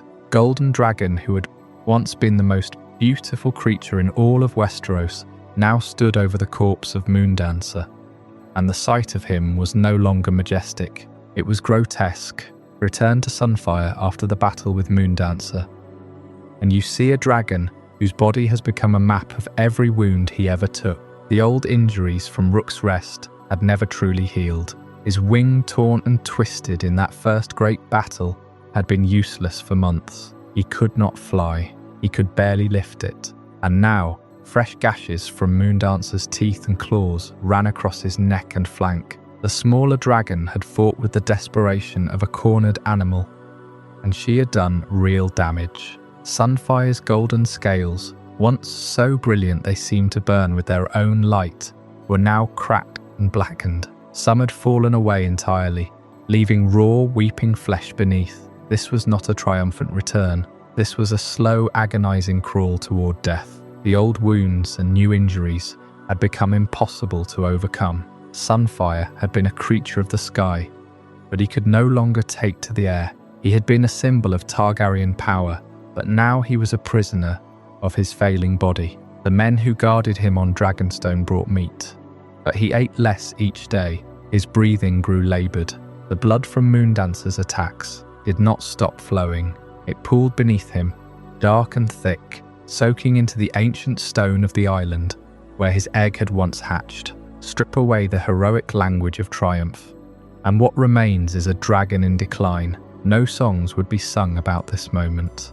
No Maester would write that Sunfyre the Golden had won a great victory. He had killed Moondancer, yes, but the cost was everything. His body, already broken from Rook's Rest, had been pushed past its limit. The fire that once roared in his throat had become a weak, sputtering flame. He could barely lift his head. The golden dragon, the pride of Aegon II, had become a dying beast lying in his own filth. Make the dragon's failing body the true aftermath of Aegon's conquest. For all the talk of thrones and claims, of green and black, of succession and war, this is what it came down to. A creature of immense power reduced to a ruin. Aegon had wanted Dragonstone. He had taken it. But the price was the last dragon who could still fly for him. Sunfyre would never fly again. He would never hunt. He would never bask in the sun and feel the warmth on his scales. He would only lie there, day after day, as the life drained out of him. And yet he did not die quickly. That is the darkest part of the story. Sunfyre lingered for days after the battle with Moondancer. On the 9th day of the 12th moon of 130 years, after Aegon's conquest, he finally stopped breathing. But in those last days, he was not a dragon. He was a carcass that had not yet realised it was dead. The men who brought his food stopped coming. There was no point. The golden dragon had already become a monument to the war that had consumed everything beautiful about the Targaryen dynasty. Aegon himself was not there when Sunfyre died. He was in his chambers, recovering from his own wounds, still dreaming of hatching a new Sunfyre from an egg. But no egg would ever produce another dragon like this one. The golden dragon was gone, and with him, the last illusion that the dance of the dragons had been anything other than a slow, mutual destruction. The sky over Westeros would grow quieter, the dragons would dwindle, and the story of Sunfyre would become a warning, whispered in the dark about the cost of victory, when victory itself feels like death. And so the golden dragon was gone, but his death did not end the war. It only deepened the silence that had already begun to settle over the Targaryen dynasty. Aegon II, sitting in the stone drum of Dragonstone, did not weep for Sunfyre. He could not. The wounds he had taken at Rook's Rest had left him scarred and crippled, his body a mirror of his dragon's ruin. He had become a king who could no longer ride, a conqueror who could no longer soar. The throne he had fought for now felt like a cage, and the island he had seized was a tomb. In the days that followed, the servants whispered that the king spent hours staring out a window that faced the sea, as if waiting for a golden shape to rise from the waves. But the sky remained empty. The only dragons left in the world were younger, smaller, or wild, and none of them was Sunfyre. The dance of the dragons had always been a war of symbols, and Sunfyre had been the greatest symbol of all. His death marked the moment when the war ceased to be a contest of glory and became a grim arithmetic of loss. On Dragonstone, the carcass was left where it lay. No one dared to move it. The stench of rot filled the courtyard, and the crows came from across the narrow sea to feast. Aegon ordered the gates closed, but the smell could not be locked out. It clung to the stone, to the tapestries, to the very air he breathed, and in that stench, the truth of the war became undeniable. The dragons were dying, not just Sunfyre. The bond between rider and dragon had once been the source of Targaryen power, but now it was a chain dragging them into the abyss. Each death made the next one easier, and each victory made the next defeat more certain. The Golden Dragon's end was not an exception, it was a prophecy. And the prophecy was already coming true. The 9th day of the 12th moon of 130 AC. That is the date you will find in the histories, if you care to look. It is the day Sunfyre died, not in a blaze of glory, not in a final defiant roar that shook the stones of Dragonstone. No, the Golden Dragon simply stopped. The wounds he had carried for weeks, for months, finally caught up with him. The broken wing that would never heal, the torn scales from Rook's Rest, the fresh gashes from Moondancer's desperate attack. All of them together became too much. And so, on that cold winter morning, Sunfyre the Golden, the most beautiful dragon ever seen in the known world, let out a last shuddering breath and was still. Think about what that means for a moment. This was the dragon that had been the living symbol of Aegon, the Second's kingship, the golden beast that had graced his banners, that had carried him to victory at Rook's Rest, that had been the centerpiece of every royal procession. And now he lay dead on the rocky shore of Dragonstone, his blood soaking into the black sand, his body already beginning to cool. There was no fanfare, no epic final stand, just exhaustion, just the slow grinding reality of a body that could not repair itself any longer. The Maesters record the date with clinical precision, the 9th day of the 12th moon. It reads like an obituary, and in a way it is, not just for a dragon, but for the last illusion of Aegon's strength. Because while the king himself still lived, Sunfyre's death marked the moment when the war truly broke him. Aegon had been carried to Dragonstone on a litter, broken and burned from his own injuries, and he had watched his dragon fight and kill Moondancer. He had seen Baelor Targaryen fall, had taken her prisoner, but the victory was hollow. Sunfyre had been wounded again, and this time there was no recovery. The golden dragon had survived so much. He had been mauled at Rook's Rest, left unable to fly, forced to crawl and drag himself across the ground. He had been fed like a beast in a cage, kept alive by the men who brought him sheep and cattle. He had killed the wild dragon Grey Ghost in a brutal, ugly fight, proving that even broken, he was still dangerous. But that danger came at a cost. Every battle, every wound, every day of hunger and pain had chipped away at him. By the time Moondancer struck, Sunfyre was already a shadow of what he had been. The young golden dragon, who had soared over Driftmark in 120 AC, who had been the pride of the Targaryen dynasty, was gone. What remained was a battered, starving creature, held together by will and fury. And then that will gave out.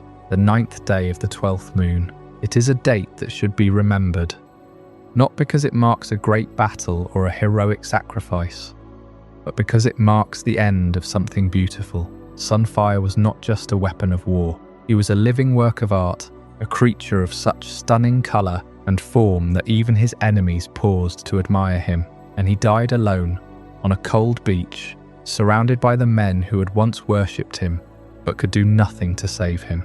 His death was quiet.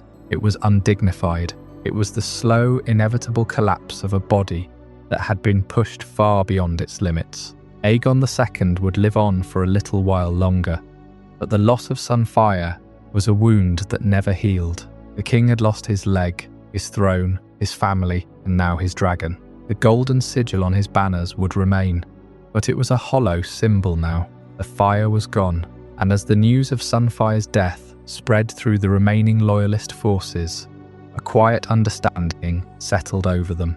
The war was not over, but the heart of it had stopped beating. So when you think of Sunfyre, do not think of a glorious death in battle. Think of the 9th day of the 12th moon, and the long, slow decline that brought him there. Think of a dragon who was once the most beautiful thing in the world, reduced to a broken, dying creature on a lonely shore.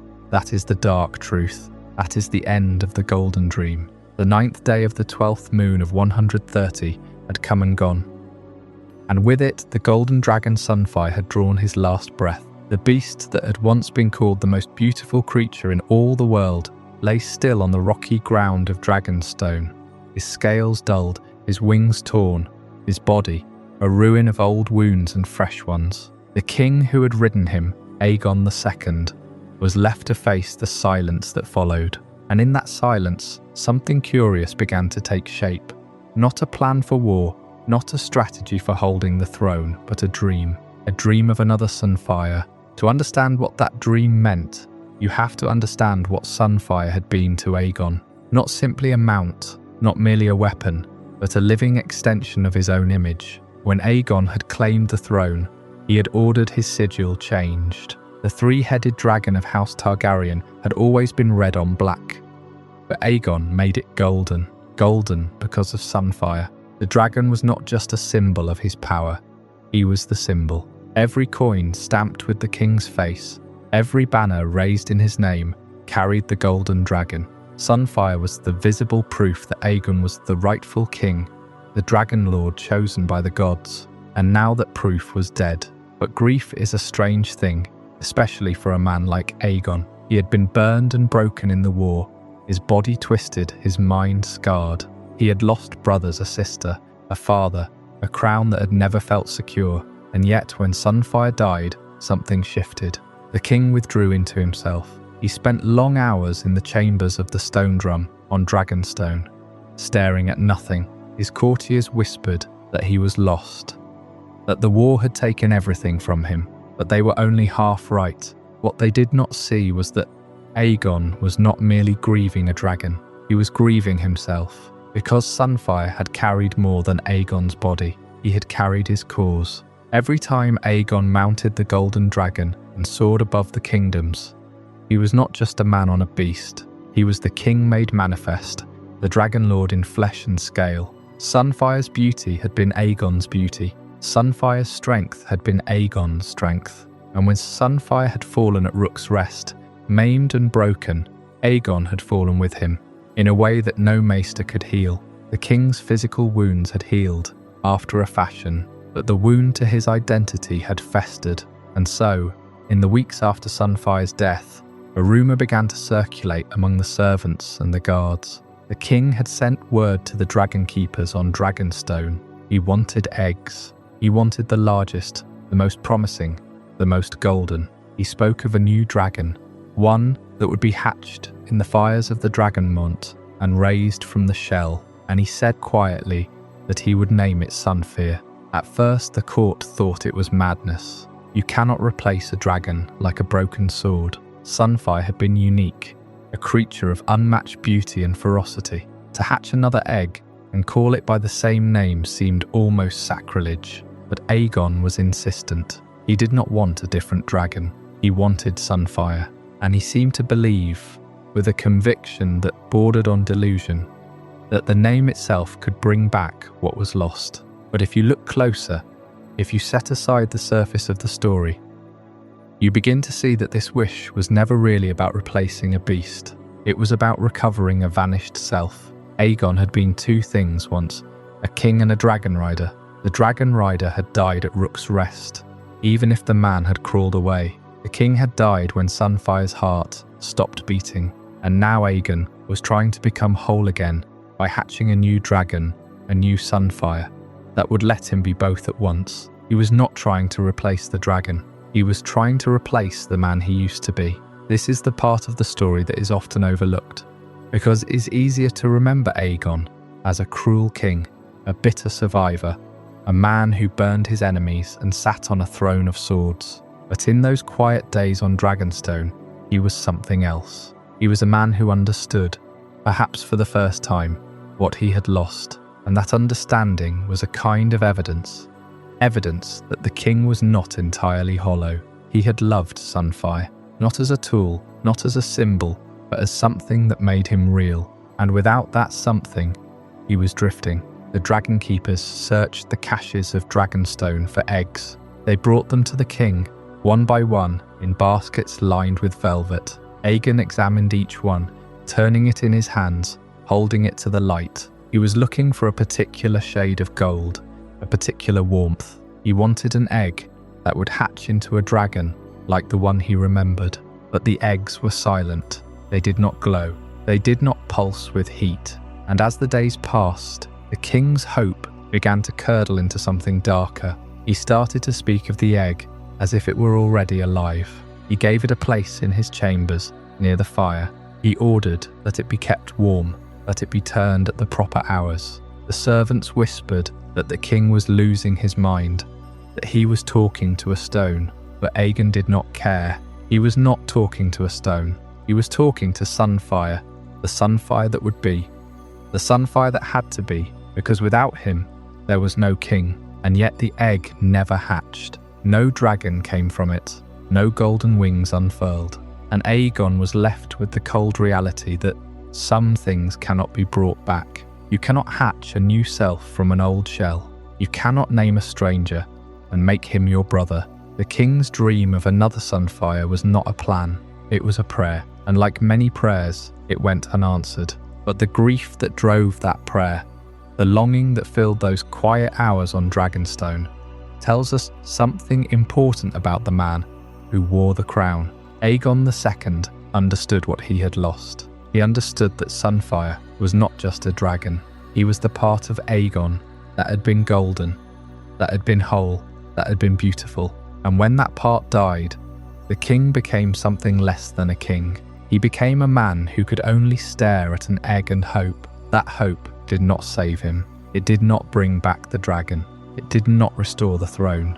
But it left a mark on the history of the dance, a small quiet note in the midst of all the fire and blood. A note that says, even the cruelest kings can grieve, even the most broken men can dream, and sometimes the dream itself is the only thing that proves they were ever human at all. As the sun set over Dragonstone, the king sat alone in his chamber, the unhatched egg cold in his hands. Outside, the wind carried the smell of ash and salt. The war was not over, the throne was not secure, and the golden dragon was gone.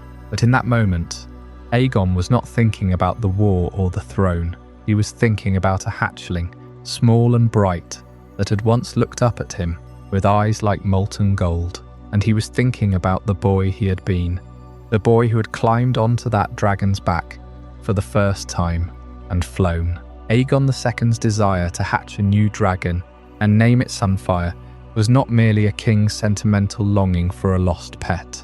It was a desperate attempt to reclaim a part of himself that had been shattered at Rook's Rest. Because Sunfyre was never just a mount, he was the golden reflection of Aegon's own identity, a living emblem of everything the young king believed he was destined to be. And when that reflection was broken, so was the man who saw himself in it. This is the dark mirror of Aegon II. To understand Sunfyre's final decline is to understand the king's own collapse. They began the war adorned in gold, the most beautiful dragon and the most glamorous prince, both shining with the promise of Targaryen supremacy. They ended trapped by pain, their bodies ruined, their glory reduced to a slow, agonizing wait for death. The parallel is not accidental. It is the story of a dynasty consuming itself from the inside. Think of Sunfyre before the war. He was described as the most beautiful dragon ever seen.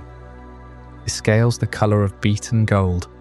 His flames are brilliant yellow and orange that seem to burn with the light of the sun itself. When Aegon flew him over King's Landing, the small folk would stop and stare. It was a display of power that needed no words. The Golden Dragon and the Golden Prince, a perfect union of royalty and myth. Aegon's own sigil was changed to honour that bond. The three-headed dragon of House Targaryen rendered in gold, not red, because Sunfyre was the symbol of his reign. But the dance of the dragons does not preserve beauty, it consumes it. At Rook's Rest, both king and dragon faced the same firestorm. Aegon was thrown from Sunfyre, his body broken by the fall and burned by dragon flame. He would never walk properly again, and the pain never left him. Sunfyre, meanwhile, took a wound that would define the rest of his existence. His wing was torn, his body slashed open by claws and teeth. He could no longer fly. The golden dragon, the creature that had soared above the realm as a symbol of invincible power, was grounded. He could only crawl. And here is the truth that the histories often gloss over.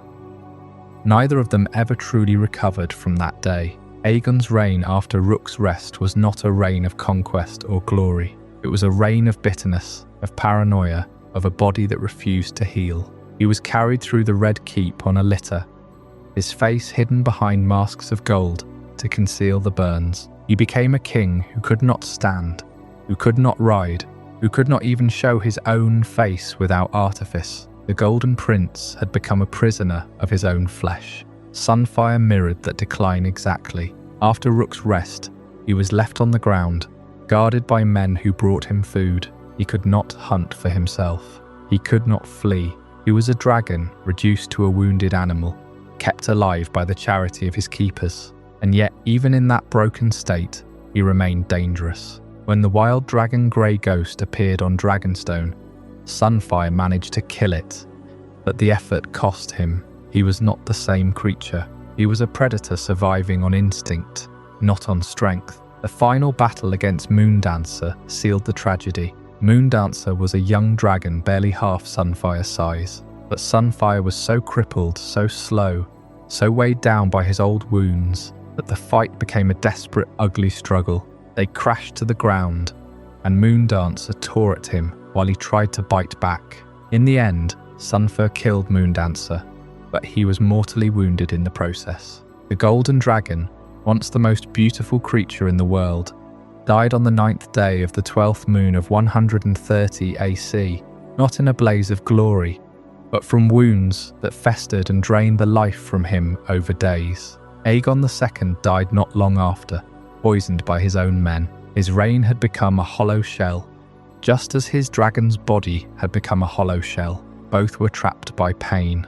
Both were consumed by the war they had helped start. Sunfyre is the physical mirror of a dynasty that turned on itself. The Targaryens had always believed that their dragons made them gods, but the dance proved that dragons could be broken, that kings could be broken, that the fire and blood could turn inward and burn everything. Sunfyre's golden scales, once a symbol of divine right, became a symbol of decay. The dynasty that had ridden dragons to glory was now riding them to ruin.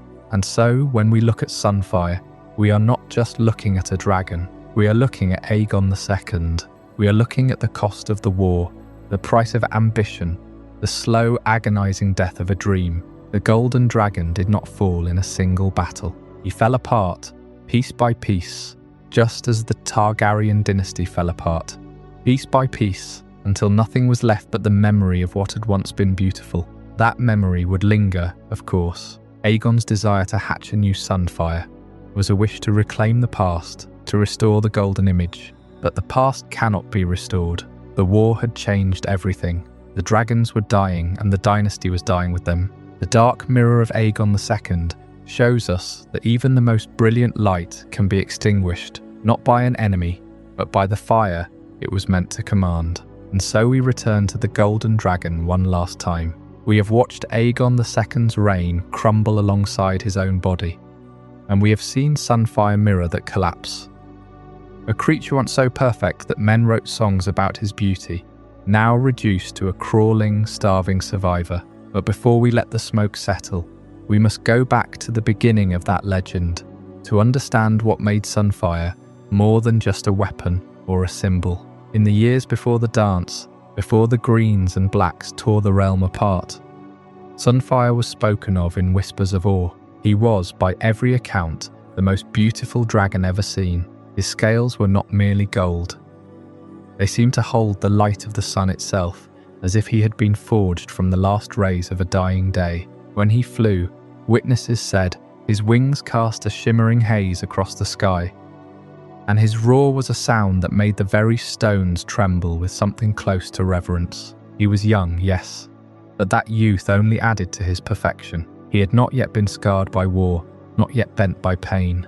He was the living embodiment of Targaryen power at its most radiant, and Aegon II rode him as a king should ride, proud, unyielding, and certain of his place in the world. But that world did not last. The dance of the dragons came, and with it the first crack in the golden veneer. At Rook's Rest, Sunfyre met Meleys, the Red Queen, and the battle that followed left him broken. His wings were torn, his body slashed open, and he fell from the sky not as a conqueror, but as a wounded beast. He survived, but he would never fly again, and from that moment, the legend began to twist. The most beautiful dragon ever seen became a cripple, dragged to a cave on Dragonstone, fed scraps by men who once bowed to him. He lived on, but his beauty faded into something grotesque. A reminder that even the greatest of the Targaryen dragons could be brought low, and yet he did not die. Not then. He crawled through the final years of the war, a survivor in the truest sense. When the wild dragon Grey Ghost came to Dragonstone, Sunfyre, broken, grounded, starving, still found the strength to kill it. He devoured its flesh, not out of hunger alone, but out of a will to endure. He was no longer the golden prince of the sky. He was a monster in the dark, a creature of pure, terrible persistence. And when Moondancer came, small and fierce, Sunfyre met her with the same brutal instinct. He won again, but the cost was final. His wounds, old and new, became too much. He died not in a blaze of glory, but in a slow, agonizing decline, his golden scales dimming beneath the ancient smoke of Dragonstone. So what is Sunfyre's true legacy? It is not simply that he was beautiful, it is that he endured. He endured the fall, the maiming, the hunger, the loneliness. He endured the war that destroyed everything around him, and he kept fighting long after his body had given up. That is the dark truth about Sunfyre the Golden.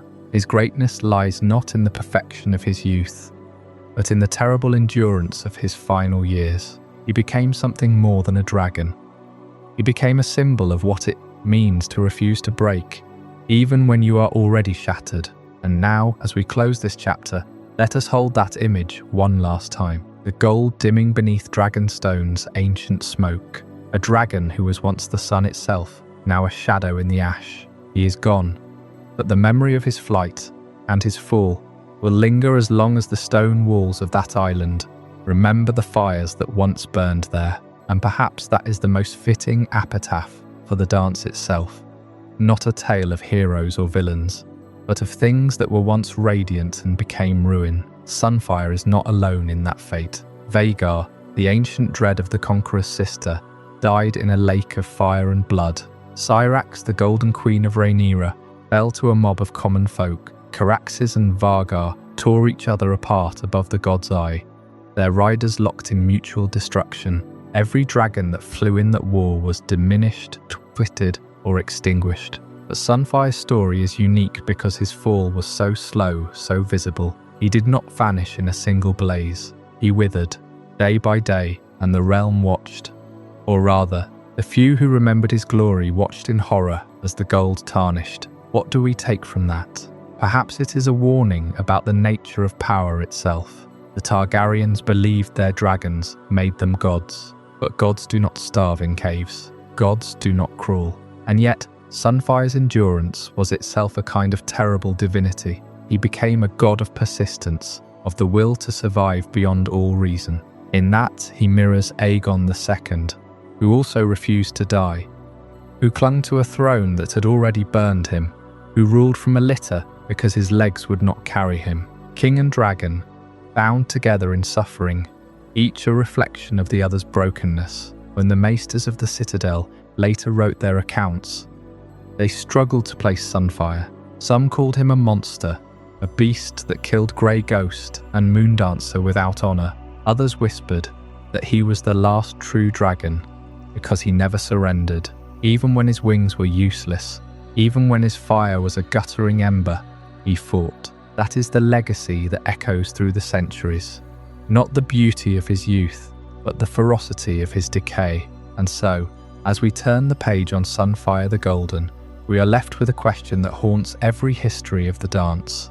Was the cost worth it? For a throne that would sit empty within a generation, for a dynasty that would never again know the unity of dragon and rider, Sunfyre gave everything: his flight, his form, his life, for a war that solved nothing. He died for a king who died soon after, poisoned in his own bed. The golden scales turned to ash, and the songs that once praised his beauty became dirges for a lost age. But the memory of that flight, that first impossible moment when he rose into the sky and the sun seemed to bow to him, that memory remains. It is a ghost that haunts the ruins of Dragonstone, a glimmer in the stone that no fire can rekindle, and perhaps that is enough. Perhaps for a creature of fire and blood, to be remembered is the only immortality. Sunfyre the Golden is gone, but his name still burns. And in that burning, the truth of the Targaryen dream, magnificent, terrible, and doomed.